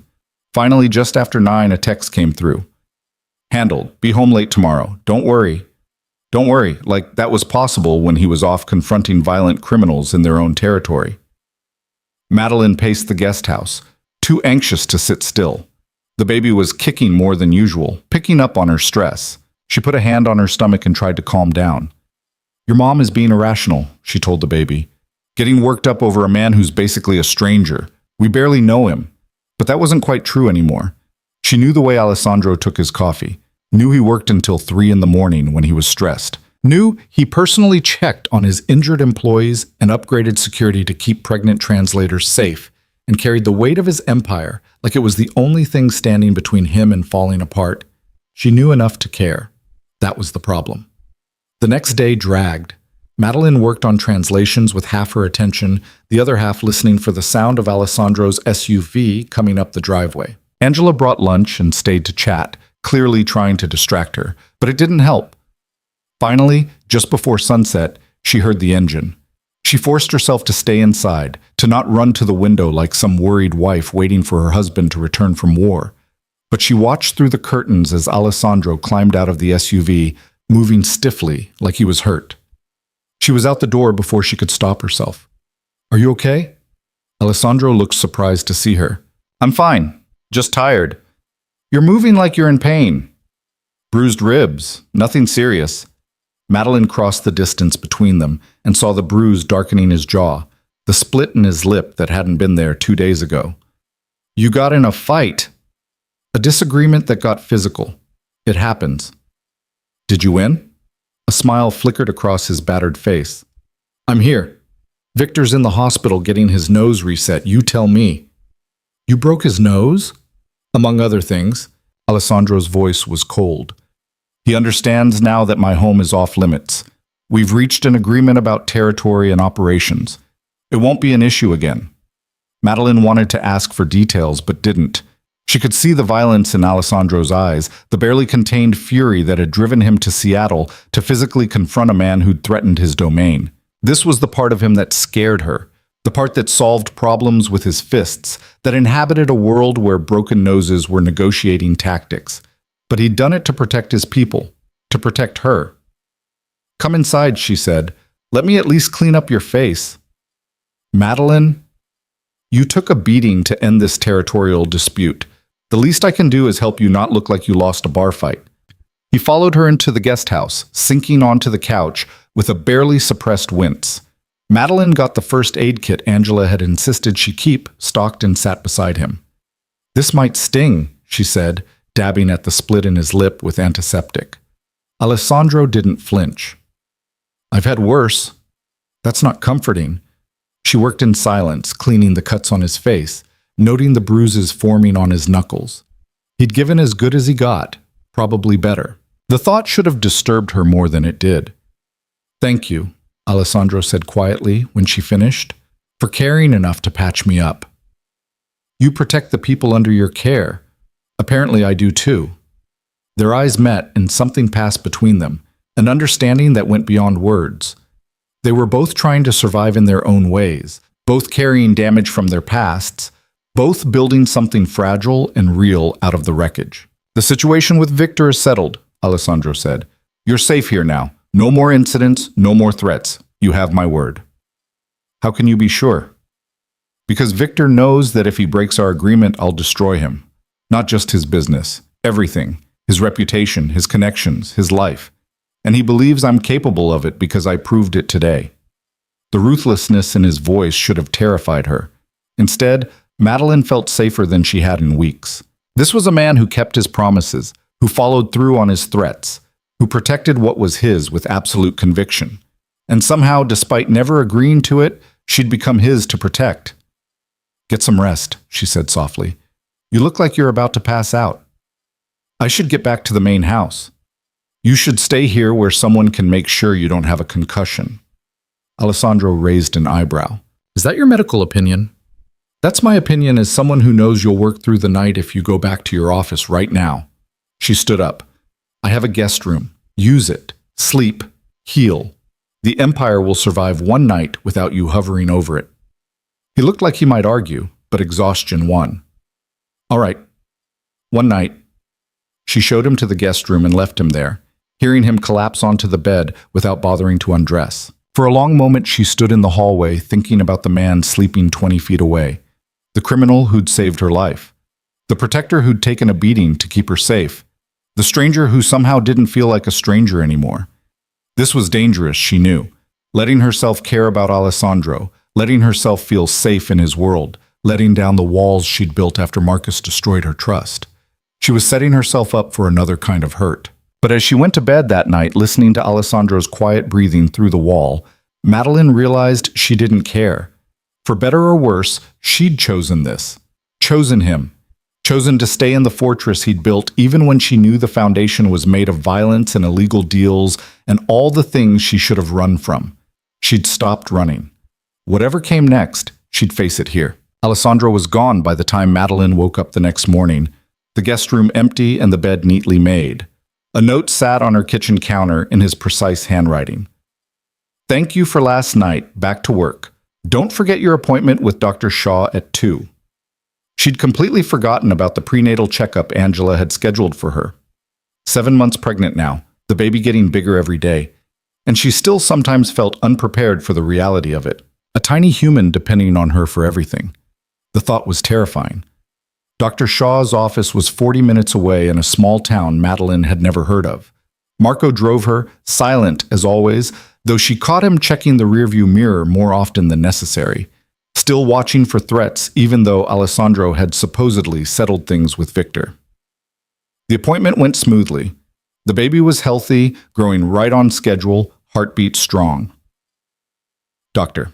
Shaw asked the usual questions about her living situation, her support system, whether she had everything she needed. Madeline gave the usual answers, carefully edited. She lived with her employer on his estate. Yes, she had plenty of support. No, the father wasn't involved. And you're sure about not finding out the sex? Dr. Shaw asked, not for the first time. I'm sure. I want to be surprised. What she didn't say was that knowing felt too real, too concrete. As long as the baby was just the baby, she could keep some emotional distance, could prepare herself without getting overwhelmed. Marcus had rejected this child sight unseen. Madeline needed to be ready to love it enough for both parents. On the drive back, Marco's phone rang.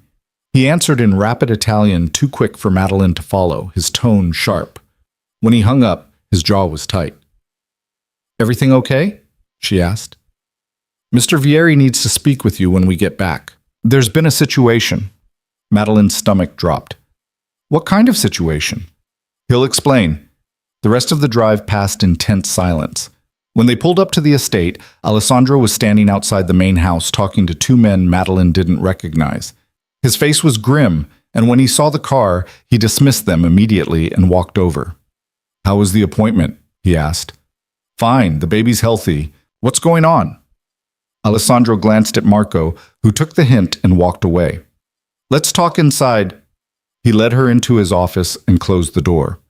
Madeline sat down without being asked, already bracing for bad news.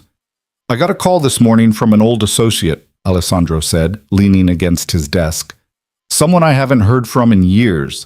He wanted to warn me that Victor has been making inquiries about you." The words took a moment to register. "About me? Why?" "Because you're living here, because you're visible, because he's looking for leverage he can use against me despite our agreement." Alessandro's voice was controlled, but she could hear the anger underneath. "He knows attacking my business directly will bring consequences, so he's exploring indirect approaches." "You said he understood the rules, that it was settled." "I thought it was. Apparently Victor is more desperate than I realized." Madeline felt cold despite the warmth of the office. "What kind of inquiries?" "He's been asking questions in billings, talking to people who knew you, trying to find information about your past, your vulnerabilities, anything he can exploit." He talked to Marcus. It wasn't a question. She knew it with sudden certainty. Alessandro nodded. 3 days ago. Marcus told him about the pregnancy, about how you left. Victor now knows you're vulnerable, isolated, dependent on my protection. But, so what does he want? Money? He wants me to back off a shipping route we both operate on, give him exclusive access to certain ports in exchange for leaving my people alone. Alessandro's expression was stone. He's using you as a bargaining chip. The casual way Victor had reduced her to leverage made Madeline's hands shake. She was 7 months pregnant, and someone she'd never met was treating her like a poker chip in a business negotiation. "What are you going to do?" she asked. "I'm going to make it very clear that touching you or anyone else on this property would be the last mistake he ever makes." Alessandro's voice was cold enough to freeze. "But I need you to be extra careful for a while. No leaving the property without armed escort. No answering calls from numbers you don't recognize. And if anything feels off, anything at all, you tell me immediately." "This is insane. I'm just a translator who happened to crash in the wrong snowbank." You're more than that now. Whether you wanted to be or not, you're part of my world. Which means Victor sees you as useful." Madeline stood up, needing to pace. "Maybe I should leave. Go somewhere else. Somewhere far away where I'm not a liability to you." "No." The word came out sharp. "That's exactly what he wants. He wants me to feel threatened enough to either give him what he's asking for or make a mistake by overreacting. I won't give him the satisfaction of either.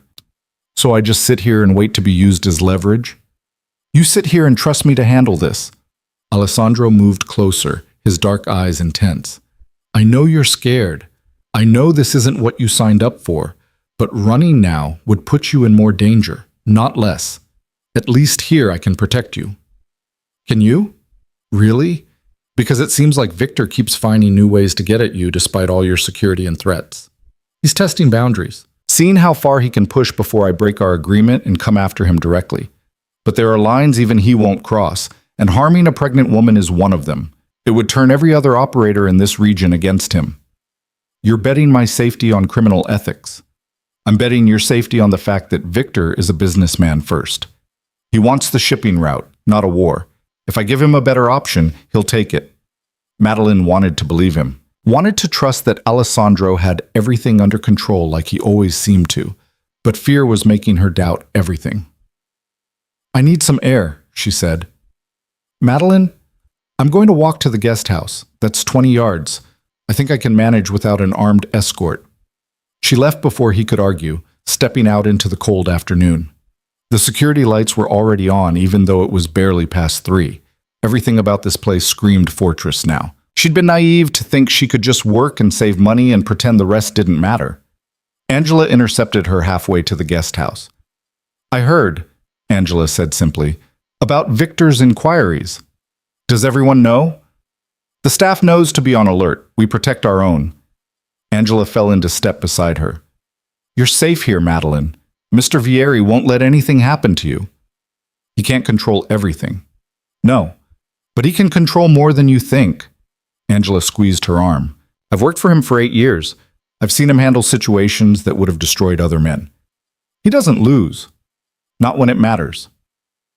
Back in the guest house, Madeline tried to work but couldn't focus. Every sound made her jump. Every shadow outside the window looked like a threat. By evening, she was exhausted from the adrenaline, her body aching. A knock came at the door just after dark. She checked the security screen Alessandro had installed and saw him standing there with takeout bags. I brought dinner, he said when she opened the door. Figured you wouldn't feel like cooking. I'm not hungry. You need to eat anyway. The baby needs it. She let him in because arguing felt like too much effort. He set the bags on her kitchen counter and started unpacking containers of Thai food. I spoke with Victor this afternoon, Alessandro said, handing her a plate. Made it clear that his inquiries about you stop now or our agreement is void. What did he say? That he was just gathering information, that he had no intention of acting on it. Alessandro's tone suggested he didn't believe that for a second. But he also agreed to back off. He knows he went too far. So it's over? For now, but I'm not taking chances. He pulled out a small device from his pocket and set it on the counter. This is a tracker. Keep it on you at all times. If something happens and I can't reach you by phone, I can find you. Madeline stared at the device. It looked like a simple pendant on a chain, elegant and unobtrusive. You want me to wear a tracker? I want you to have every possible safety measure. This is just one of them. What are the others? Marco is moving into the main house permanently. He'll be on call 24 hours. I've also hired 2 additional security guards specifically for the guest house perimeter. And I'm installing a safe room in your bedroom closet. Reinforced walls, separate phone line, supplies to last 3 days if necessary. The level of preparation should have reassured her. Instead, it made everything feel more real and more frightening. You really think it could come to that? Me hiding in a safe room? I think Victor is unpredictable, and I'd rather over-prepare than lose someone I'm responsible for. I'm not your responsibility. We've had this conversation. You're on my property, under my employment. That makes you my responsibility, whether you accept it or not. Alessandro sat down across from her. But it's more than that now, and you know it. She did know it. Somewhere between him pulling her from the snowbank and sleeping in her guest room after taking a beating to protect his territory, the lines had blurred. They weren't just employer and employee anymore. They were something more complicated, something neither of them had defined. What happens when the baby comes? Madeline asked quietly. When I have a newborn to protect too. How long can I stay here knowing Victor or someone like him might use us to get to you? As long as you need to. I told you before. This is your home until you decide it isn't. That's not realistic. Eventually Victor will escalate again, or someone new will appear, or your business will shift in a way that puts us in danger. I can't raise a child in the middle of a territorial war. Alessandro was quiet for a long moment, his expression unreadable. What if the war ended? What if I shifted my operations to legitimate business only? Madeline stared at him. You'd do that? I've been considering it for a while. The illegal side brings in good money, but it also brings constant headaches. Competitors like Victor, risks of getting caught, always looking over my shoulder. Maybe it's time to leave that behind. But your whole empire is built on it. My empire is built on connections and business sense. I can apply those to legal operations just as easily. It'll take time to transition, but it's possible. He met her eyes. If it means keeping you and your child safe, it's worth considering seriously. She didn't know what to say. Alessandro was talking about fundamentally changing his entire business model because a pregnant translator had stumbled into his life. It was too much, too fast. Don't make that decision because of me, she said. Make it because it's what you want. Maybe what I want has changed. Maybe having someone here who isn't part of that world has made me realize how tired I am of operating in the shadows. Before Madeline could respond, her phone rang. Unknown number. She looked at Alessandro, who nodded for her to answer. Hello? Madeline Carter? A man's voice, accented, Russian. Her blood went cold. Who is this? A friend of your employer. I wanted to introduce myself properly since Alessandro has been so protective of you. My name is Victor Kozlov. Alessandro was on his feet immediately, moving close enough to hear. His face was murderous. I don't know why you're calling me, Madeline said, trying to keep her voice steady. To apologize. Alessandro was quite upset about my inquiries into your background. I meant no disrespect. I was simply curious about the woman who has captured his attention so completely. I'm his translator, nothing more. Of course. Just as I am simply a businessman who occasionally competes with Alessandro for clients. We all play our roles, don't we? Victor's voice was smooth, almost friendly. I called to assure you that you have nothing to fear from me. Despite what Alessandro may have told you, I am not in the habit of harming innocent people. Then why the inquiries? Why the intimidation? Business negotiations, nothing personal. But I can see now that my methods have caused you unnecessary stress. Please accept my apologies. Alessandro grabbed the phone from her hand. Don't ever contact her again, he said in a voice like ice. Not by phone, not through intermediaries, not at all. This is your only warning. He hung up and immediately started making calls. Within minutes, Marco and 2 other men appeared at the guest house. Alessandro gave rapid instructions in Italian while Madeline sat frozen on the couch. Victor had her number, had called her directly. The violation of it made her feel sick. How did he get my number? She asked when Alessandro finally turned back to her. Marcus probably gave it to him, or he bought it from someone who had access to your old phone records. Alessandro crouched in front of her, his hands on her knees. Listen to me. Victor calling you directly violates every boundary we set. He's trying to rattle us both, trying to make me do something rash. I won't give him that satisfaction. What are you going to do? Make him regret breaking our agreement. The cold promise in his voice should have scared her. Instead, Madeline felt a fierce satisfaction. Victor had made this personal by dragging her into it. Let him face the consequences. Marco stayed at the guest house that night, sleeping on the couch despite Madeline's protests that it wasn't necessary. Alessandro left to handle whatever retribution he was planning, his expression grim and determined. Madeline lay in bed staring at the ceiling, one hand on her stomach where the baby was kicking.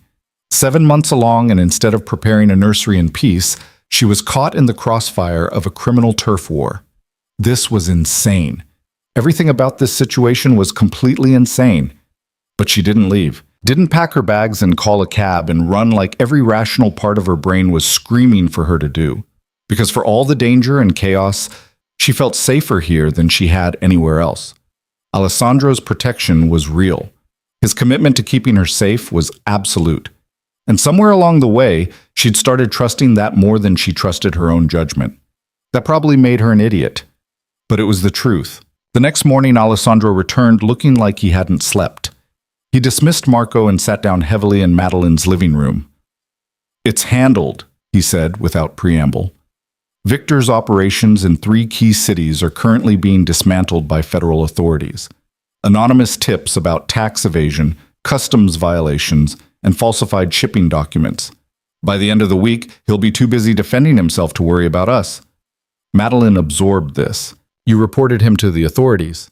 I gave them information they could verify independently. What they do with it is their choice. But you just destroyed his business. I removed his ability to threaten mine. There's a difference. Alessandro leaned back, exhaustion evident in every line of his face. He crossed a line by contacting you directly. I told him there would be consequences. And what about your business? Won't the authorities start looking at you too? My legitimate operations are clean. The other side is insulated enough that there's nothing connecting me directly. Victor wasn't as careful. He made himself vulnerable. So this was always a possibility. You could have destroyed him whenever you wanted. Yes, but I preferred to maintain the balance. Live and let live. Operate in our own territories. Respect boundaries. Victor forced my hand by going after you. Madeline studied his face, seeing the ruthlessness there, but also the exhaustion. You didn't want to do this. No. Despite everything, Victor and I had an understanding. We weren't friends, but we weren't enemies either. Now he is an enemy, and that limits my options in the future. But he left me no choice when he brought you into it. So what happens now? Now we wait. Victor will be too busy with federal investigations to cause trouble. His associates will distance themselves to avoid being caught up in it. In 6 months, maybe a year, his operation will be completely dismantled, and someone new will move into that territory. Someone I'll have to negotiate with all over again. Alessandro rubbed his eyes. But you'll be safe. That's what matters. You keep saying that I'm what matters. Because it's true. Why? I'm just someone you found in a snowbank. You don't owe me this level of protection. Alessandro looked at her for a long moment, something shifting in his expression. You want honesty? Always. Because you remind me that there's more to life than power and territory and winning. Because having you here has made me question choices I've made for the last 15 years. Because when I think about something happening to you, I feel a fear I haven't felt since I watched my mother die. He stood up abruptly. That's why. Whether that's fair to you or not, that's the truth. He left before she could respond, the door closing quietly behind him. Madeline sat in the silence of her living room, her heart pounding, trying to process what he'd just admitted. He cared about her, not as an employee or a responsibility, but as a person. Someone who mattered to him in a way that went beyond professional boundaries. And the terrifying part was that she felt the same way. The weeks that followed were strange. Victor's operation collapsed exactly as Alessandro had predicted, the federal investigation spreading like wildfire through his network. Alessandro watched it happen with grim satisfaction, checking in with his contacts daily to track the progress. Madeline threw herself into work and preparing for the baby. The nursery was finally coming together. A crib Angela had insisted on buying, a changing table, tiny clothes that seemed impossibly small. Every item made the reality more concrete. In 2 months, she'd be responsible for another human being.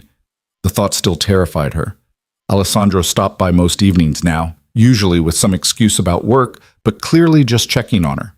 They'd fallen into an easy rhythm of conversation, talking about everything and nothing while carefully avoiding the feelings neither of them wanted to name. One night he found her struggling to assemble the crib, instructions spread across the floor, tears of frustration in her eyes. Here, he said, taking the screwdriver from her hand. Let me. I should be able to do this myself. You're 8 months pregnant. Give yourself a break. He assembled the crib with efficient precision while Madeline sat on the floor and watched. There was something domestic about the scene that made her chest tight. This was what it could have been like with Marcus if he'd been a different person. This was what preparing for a baby should feel like. Partnership, support, someone else sharing the burden. Thank you, she said when the crib stood complete and sturdy. You're welcome. Alessandro looked around the nursery, taking in the soft colors, the stuffed animals, the tiny diapers stacked neatly. You're going to be a good mother. How do you know? Because you care enough to be scared. The people who should be scared are the ones who think it'll be easy. Madeline pulled herself up, using the dresser for support. Can I ask you something personal? Always. Do you ever want this? Kids, family, the whole domestic thing? Alessandro was quiet, considering the question seriously. I used to think I did. Then I built my business and convinced myself it was enough. Now, he paused. Now I'm not sure anymore. Being around you, seeing you prepare for this, it's made me reconsider a lot of things. Like going legitimate. Like everything. He met her eyes. My entire adult life has been about control and power, making sure I never end up helpless like I was when my parents died. But watching you these past months, watching you rebuild your life from nothing with courage, I'm not sure I'd have in your position. It's changed my perspective. I'm not courageous, I'm just desperate. You're both, and you're stronger than you give yourself credit for. Alessandro moved closer, his voice soft. You could have given up a dozen times. In that snowbank, when you woke up in a stranger's house, when you learned about my business, when Victor started making threats. You had every reason to quit, but you're still here, still fighting. Maybe I'm just stubborn. Stubbornness is underrated. He smiled and it reached his eyes for the first time in days. I'm glad you stayed, Madeline.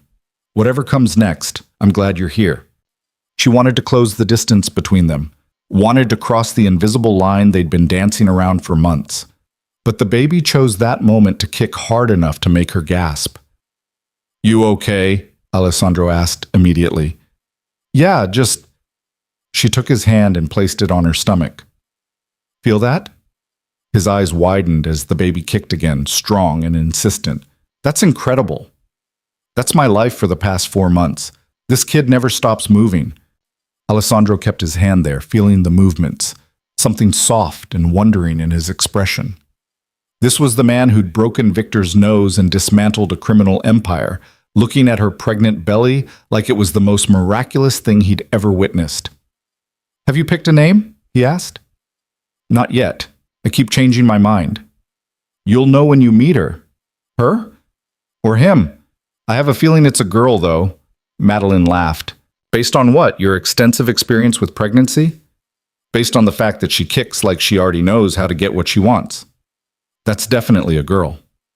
They stood there in the soft lamplight of the nursery, Alessandro's hand still on her stomach, the baby moving beneath their palms.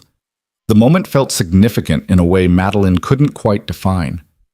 Like something was shifting between them, moving towards something neither of them had planned but both of them wanted. The spell broke when Alessandro's phone rang.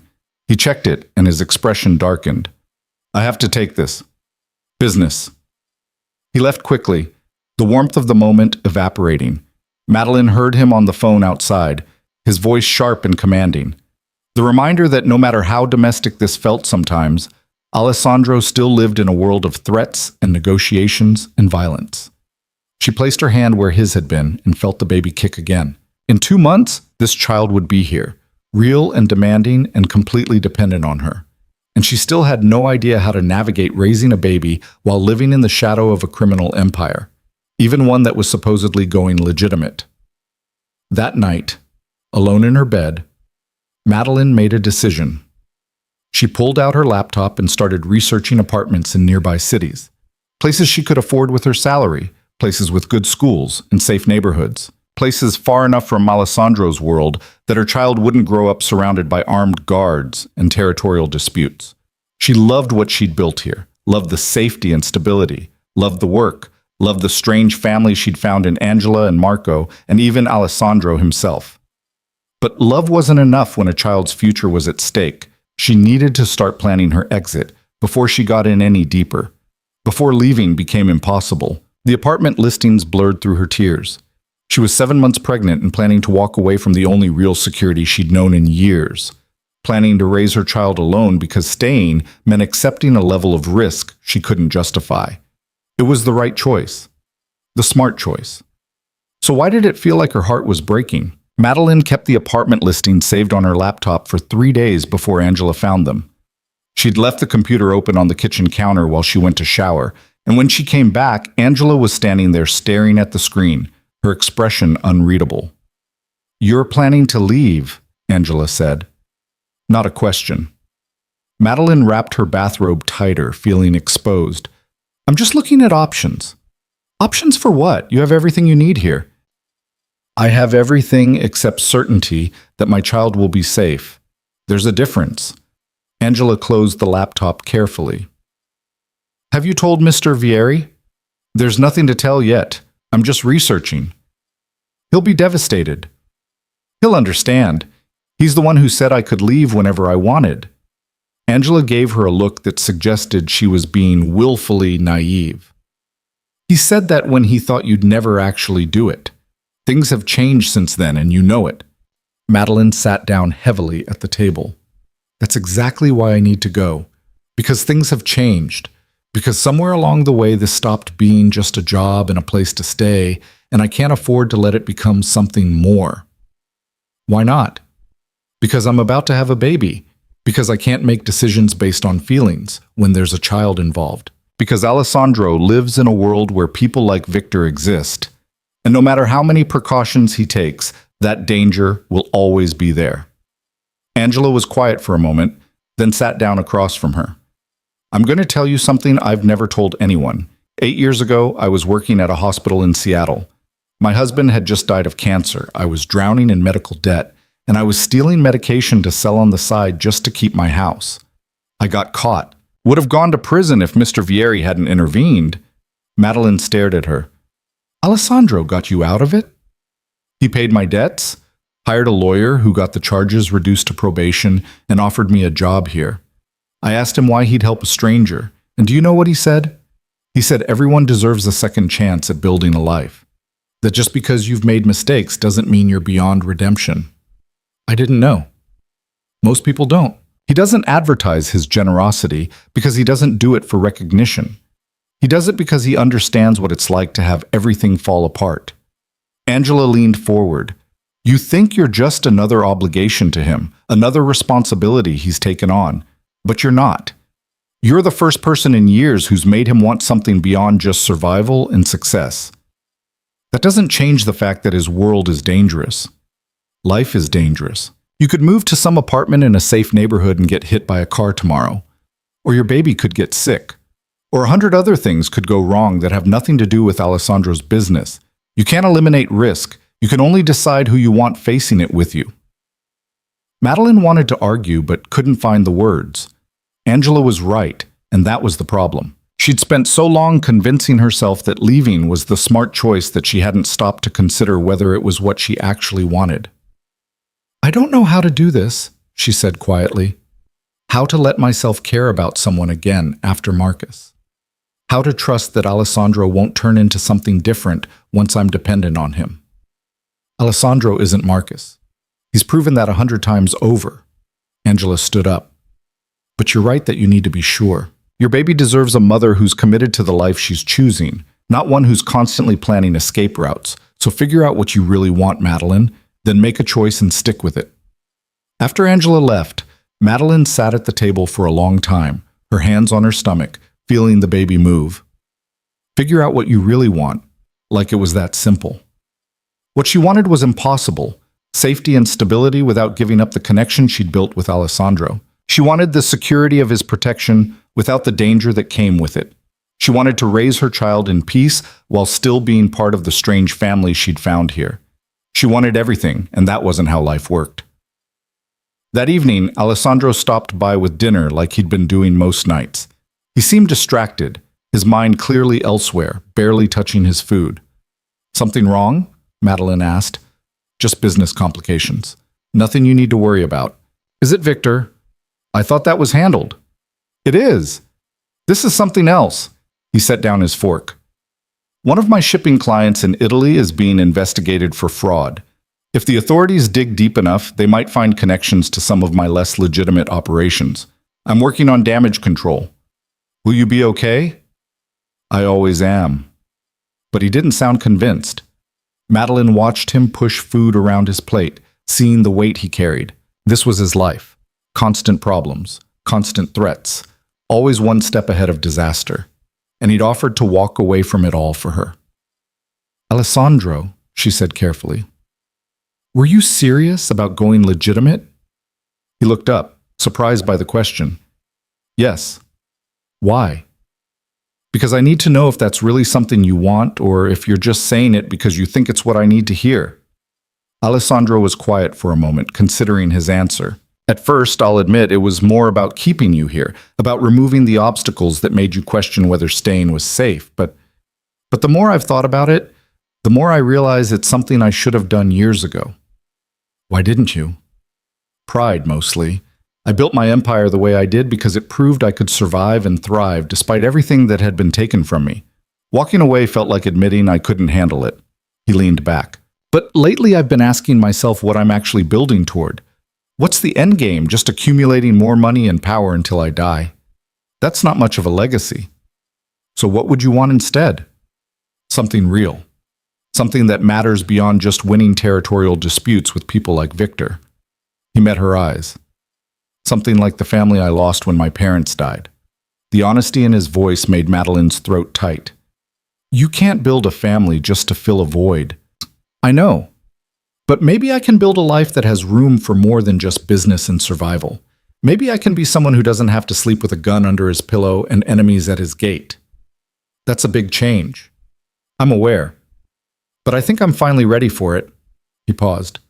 The question is whether you'd be willing to stay long enough to see if I can actually pull it off. There it was. The real question underlying everything. Not whether she was safe here, but whether she was willing to bet her future on Alessandro becoming the man he wanted to be. I don't know, Madeline said honestly. I want to. But I'm scared of making another mistake, of trusting someone who'll let me down when it matters most. I can't promise I won't make mistakes, but I can promise I'll never throw you out in the middle of the night or deny your child. I can promise that whatever happens, you'll always have a place here."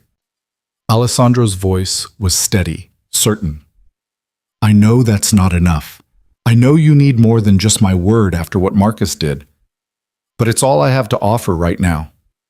Before Madeline could respond, her water broke. It happened so suddenly she didn't register it at first. Just warmth spreading down her legs, soaking into the chair. Then the first contraction hit, sharp and undeniable, and she gasped. "Madeline?" Alessandro was on his feet immediately. The baby's coming." His face went pale. "You're only 36 weeks, it's too early." "Tell that to the baby." Another contraction, stronger. "We need to get to the hospital." Alessandro was already on his phone, calling for Marco, his voice sharp and commanding. Within minutes, Madeline was in the SUV with Alessandro beside her, Marco driving like his life depended on getting them there fast.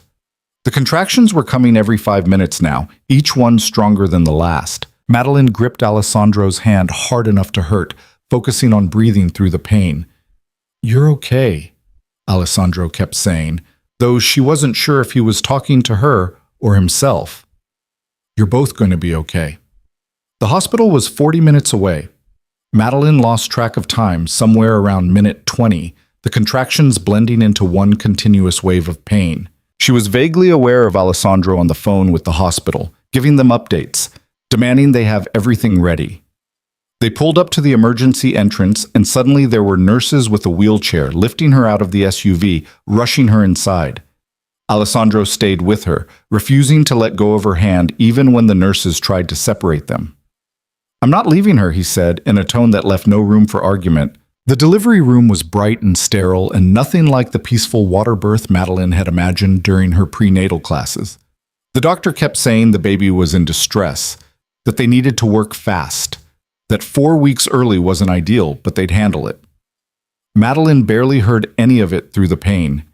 She just held on to Alessandro's hand and pushed when they told her to push, and tried not to think about all the things that could go wrong. Then suddenly, there was crying, high-pitched and angry and absolutely beautiful. "It's a girl," the doctor said, holding up a tiny red-faced baby covered in vernix. "Small but healthy. Good lungs on her." They placed the baby on Madeline's chest for just a moment before whisking her away to check vitals.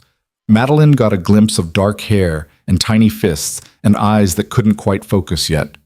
Her daughter. She had a daughter. "She's perfect," Alessandro said, his voice rough with emotion. "Madeline, she's perfect." Madeline wanted to respond, but exhaustion was pulling her under.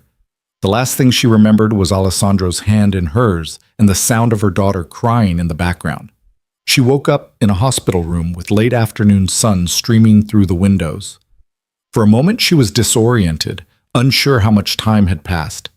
Then she saw the bassinet beside her bed and remembered everything. The baby was sleeping, swaddled in a hospital blanket, impossibly tiny. 5 pounds 4 ounces, the chart on the bassinet said. Small but healthy, all vitals good. Alessandro was asleep in the chair beside her bed, his hand still holding hers loosely, his face exhausted even in sleep. He'd stayed. Through the whole delivery and whatever had come after, he'd stayed. Madeline carefully extracted her hand and reached for the bassinet. The baby stirred but didn't wake, making small sounds. She lifted her daughter carefully, supporting the tiny head, and held her close. The baby opened her eyes, and they were dark, unfocused, searching, looking for something to anchor to in this bright new world. "Hi," Madeline whispered. "I'm your mom. I know I have no idea what I'm doing, but I promise I'll figure it out." The baby made a small sound that might have been agreement or might have been hunger. Madeline attempted to nurse, fumbling with positions until a nurse came in to help. It took several tries, but eventually the baby latched on and started feeding. Alessandro woke up during this, watching quietly. When the baby finished and fell back asleep, he spoke. "Have you picked a name?" Madeline looked down at the tiny person in her arms. She'd gone through 100 names over the past months, unable to commit to any of them. But now, holding her daughter, one name felt right. Sophia, she said. It means wisdom. I figure she'll need a lot of that to survive having me as a mother. Alessandro smiled. Sophia Carter, it's perfect. Sophia Carter Vieri, actually. The words came out before Madeline had fully thought them through. If that's okay with you. You were there when she came into the world. You've protected us both when you didn't have to. That deserves recognition. Madeline, I'm not asking you to be her father, but I want her to know that there was someone who cared enough to stay, who made sure we both survived. She looked up at him. Is that okay? Alessandro's eyes were suspiciously bright. It's more than okay. It would be an honor. He reached out and Sophia wrapped her tiny hand around his finger, holding on with surprising strength. Alessandro stared at that small hand like it was the most miraculous thing he'd ever seen. She's got a good grip, he said. She's going to be strong. She'll have to be, with me as a mother. You're going to be a great mother. You already are. The nurse came in to check vitals and give Madeline instructions about feeding schedules and warning signs to watch for. Sophia was healthy but small, so they'd need to monitor her weight closely. The pediatrician wanted to keep them both for at least 3 days to make sure everything was stable. Alessandro left reluctantly to make phone calls and handle business, promising to be back within the hour. Madeline used the time to just stare at her daughter, memorizing every tiny feature. The dark hair, the button nose, the way her mouth moved even in sleep like she was dreaming of feeding. This was hers, this tiny person who'd survived everything, the crash, the cold, the stress of the past months, who decided to arrive a month early as if she was impatient to finally meet the world. When Alessandro returned, he brought Angela and Maria with him. Angela immediately started fussing over both Madeline and Sophia while Maria unpacked bags of supplies and food. We're setting up the nursery properly, Angela announced. Everything will be ready when you come home. Home. The word settled something in Madeline's chest. The guest house was home, the estate was home, these people who'd gathered around her hospital bed were family. She'd been so focused on planning her escape that she'd missed the fact that she'd already found what she was looking for. The 3 days in the hospital passed in a blur of feedings and diaper changes and learning how to care for a newborn. Alessandro visited every day, bringing food and handling the hospital staff with the same commanding efficiency he applied to everything else. He held Sophia like she was made of glass, talking to her in Italian, telling her stories about his family that he'd never shared with Madeline. On the 3rd day, the pediatrician cleared them to go home. Alessandro had arranged for a car seat and had Marco bring the SUV around. The drive back to the estate felt surreal. Madeline kept checking the rear-view mirror where Sophia was sleeping, hardly believing this was real. The guest house looked different somehow. The nursery was fully set up now, everything organized and ready. There was a rocking chair by the window that hadn't been there before, a nightlight shaped like stars, a sound machine already playing soft white noise. Angela insisted on the finishing touches, Alessandro said. She's been working on it for days. Madeline settled Sophia in the crib, watching her sleep. The baby looked even tinier in the proper crib, but she seemed content, her face peaceful. Thank you, Madeline said, for everything, for being there, for staying, for all of this. You don't need to thank me. I do. Because you didn't have to do any of it, and you did anyway. She turned to face him. I was planning to leave before Sophia came early. I had apartment listings saved, a whole plan worked out. Alessandro's expression didn't change. I know. Angela told me. You knew and you didn't say anything? What would I have said? That you couldn't leave? That you owed me? You don't owe me anything, Madeline. You never did. He moved closer. I just hoped that eventually you'd realize you didn't want to go. I don't. Want to go, I mean. The admission felt monumental. I want to stay here and raise Sophia where she's safe and surrounded by people who care about her.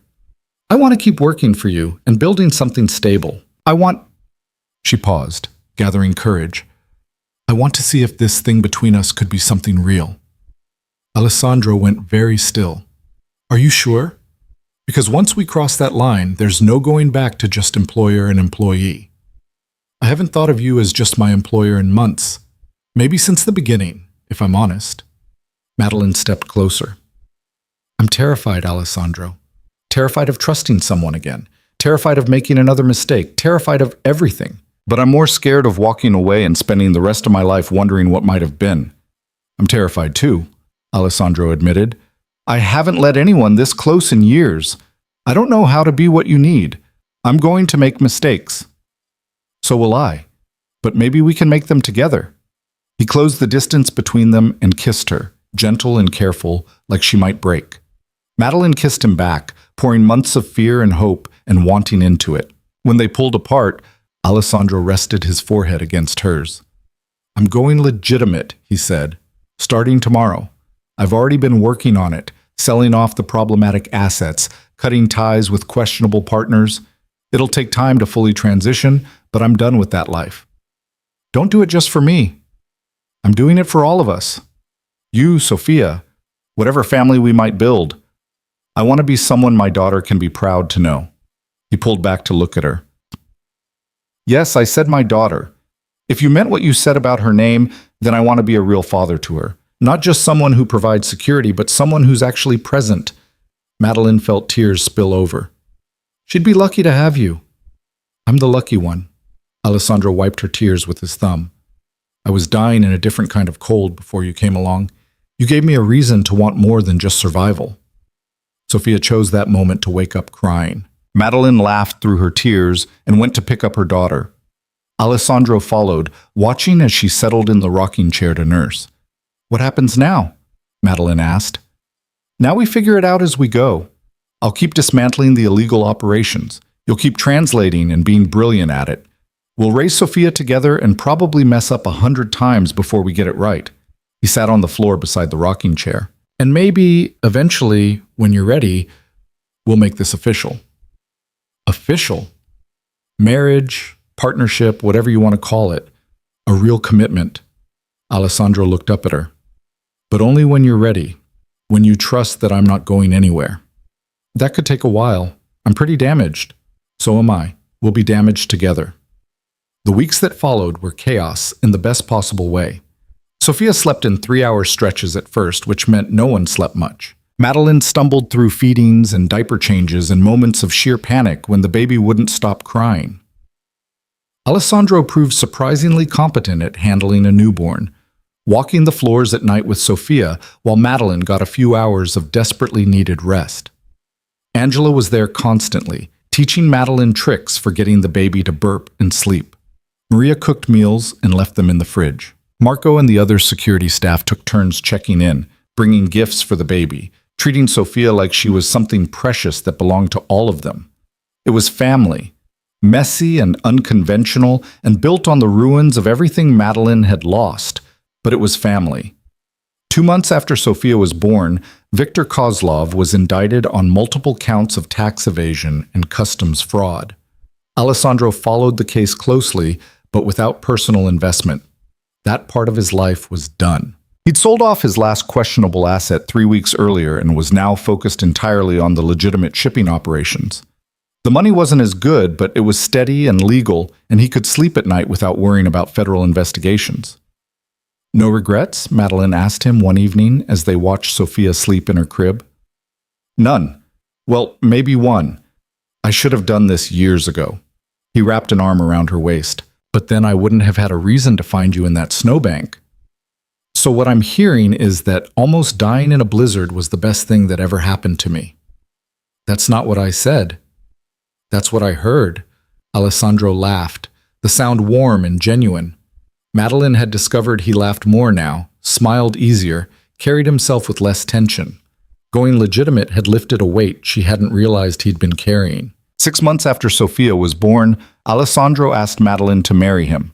Not with a grand gesture or expensive ring, just a quiet question one night after they'd finally gotten the baby to sleep. We're already raising a child together and living together and running a business together, he said. Seems like we might as well make it official. That's the least romantic proposal I've ever heard. Would you prefer I get down on one knee and make a speech? No, this is perfect. Madeline kissed him. Yes, I'll marry you.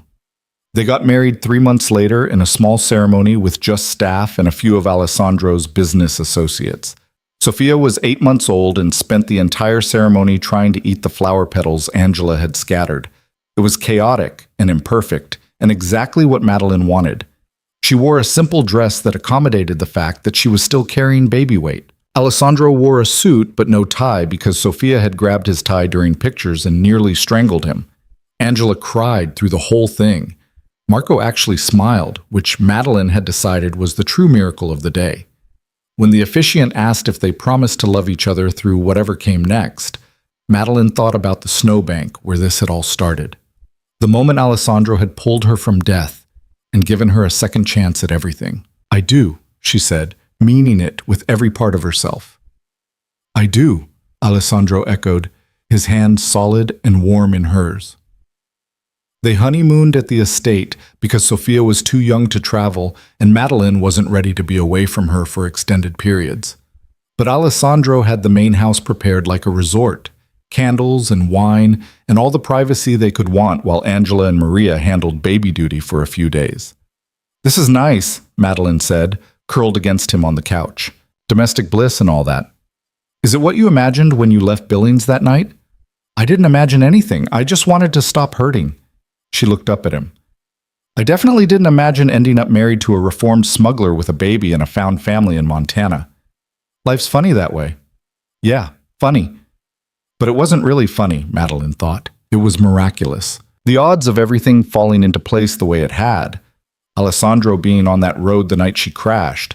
Him being the kind of man who'd help rather than ignore. Her staying despite every reason to run. Sofia arriving early and forcing decisions that needed to be made. Any one thing different and she'd be somewhere else, alone and struggling and missing this life she'd accidentally built. Sofia started crying from the main house. Madeline started to get up, but Alessandro pulled her back. "Angela's got her. We have 2 more hours of alone time, and I plan to use them." Bossy. "You knew that when you married me." She had. She'd known everything about him, the violence and the control and the ruthlessness. She'd known and chosen him anyway because underneath all of that was a man who'd lost everything and rebuilt himself through sheer will. A man who protected the people he loved with absolute conviction. A man who'd changed his entire life because she'd asked him to. That night, after they'd retrieved Sofia and settled her in the nursery, Madeline stood looking out the window at the estate grounds. The security lights were still there, but they felt less like prison searchlights now. They were just precautions, normal safety measures for a family living on a large property. Alessandro came up behind her, wrapping his arms around her waist. "What are you thinking about? How different everything is from a year ago. How I drove into that blizzard thinking my life was over, and instead it was just beginning. You saved yourself. I just gave you a place to land. We saved each other. You said I reminded you there was more to life than power and territory. That's a kind of saving, too." Sofia made a sound from the crib, not quite crying, but close. Madeline went to her, lifting her daughter and rocking her gently. Alessandro joined them, the 3 of them together in the soft lamplight. "Tell her the story," Madeline said, "about how we met." Alessandro smiled and started speaking in Italian, his voice low and melodic. Madeline didn't catch every word, but she understood the important parts. A woman lost in a storm. A man who chose to stop. 2 broken people building something whole from the fragments of what they'd survived. It was their origin story, messy and dangerous and real. Not a fairy tale with a perfect prince and a helpless princess. Just 2 people who'd found each other when they both needed saving and decided to do the hard work of building a life together. Sofia fell asleep listening to her father's voice, secure in the knowledge that she was loved and wanted and protected. Madeline held her daughter and leaned against her husband and felt something settle deep in her chest. This was home. Not the guest house or the estate or Montana, this feeling right here of being safe and seen and chosen, of having people who'd stand beside her through whatever came next, of Sofia growing up surrounded by love instead of the rejection her father had given her. Marcus had thrown them both away like they were nothing. Alessandro had proven they were everything. "Thank you," Madeline whispered. "For what?" "For stopping that night, for pulling me out of the snow, for every choice you made that led to this moment." Alessandro kissed her forehead. "Thank you for staying, for trusting me enough to build this with me." Outside, snow began to fall again, gentle and soft, covering the grounds in white. Madeline watched it through the window and felt no fear. The snow had nearly killed her once, But it had also brought her here, to this life, this family, this future she'd never dared to dream of. She'd driven into a blizzard with nothing and come out the other side with everything that mattered. That was how the story ended. Not with perfect happiness or easy answers, but with hard-won peace and the quiet certainty that whatever storms came next, they'd weather them together. Sophia stirred in her arms, making the small sounds that meant she'd be hungry soon. Madeline settled into the rocking chair while Alessandro sat on the floor beside them, his hand resting on her knee. This was their life now. Midnight feedings and business calls and the complicated work of being a family. It wasn't the life Madeline had planned. It was better. Years later, when Sophia was old enough to ask, Madeline would tell her about the night everything changed, about the blizzard and the crash and the man who'd appeared when hope was gone. She'd tell her daughter that sometimes salvation comes from unexpected places, and sometimes the scariest choices lead to the best outcomes. But mostly, she'd tell Sophia that she was loved, that she'd been wanted and fought for from the moment she existed, that the family they'd built, unconventional and imperfect and fierce, was real and lasting and worth every risk it had taken to create. Because in the end, that was what mattered. Not the beginning or the obstacles or the mistakes made along the way. Just the choice to stay, to fight, to build something worth keeping. Madeline had made that choice in a guest house in Montana, holding translations she didn't want to finish and staring at apartment listings she didn't want to pursue. She'd made it again in a hospital room, giving her daughter Alessandro's name. And she'd make it every day for the rest of her life. The choice to stay, to trust, to love. The snow fell quietly outside, covering the world in white. Inside, the lights were warm and the baby was fed and the man she loved was right beside her. It was enough. It was everything. And Madeline Carter Vieri, translator, mother, wife, survivor, was finally completely home.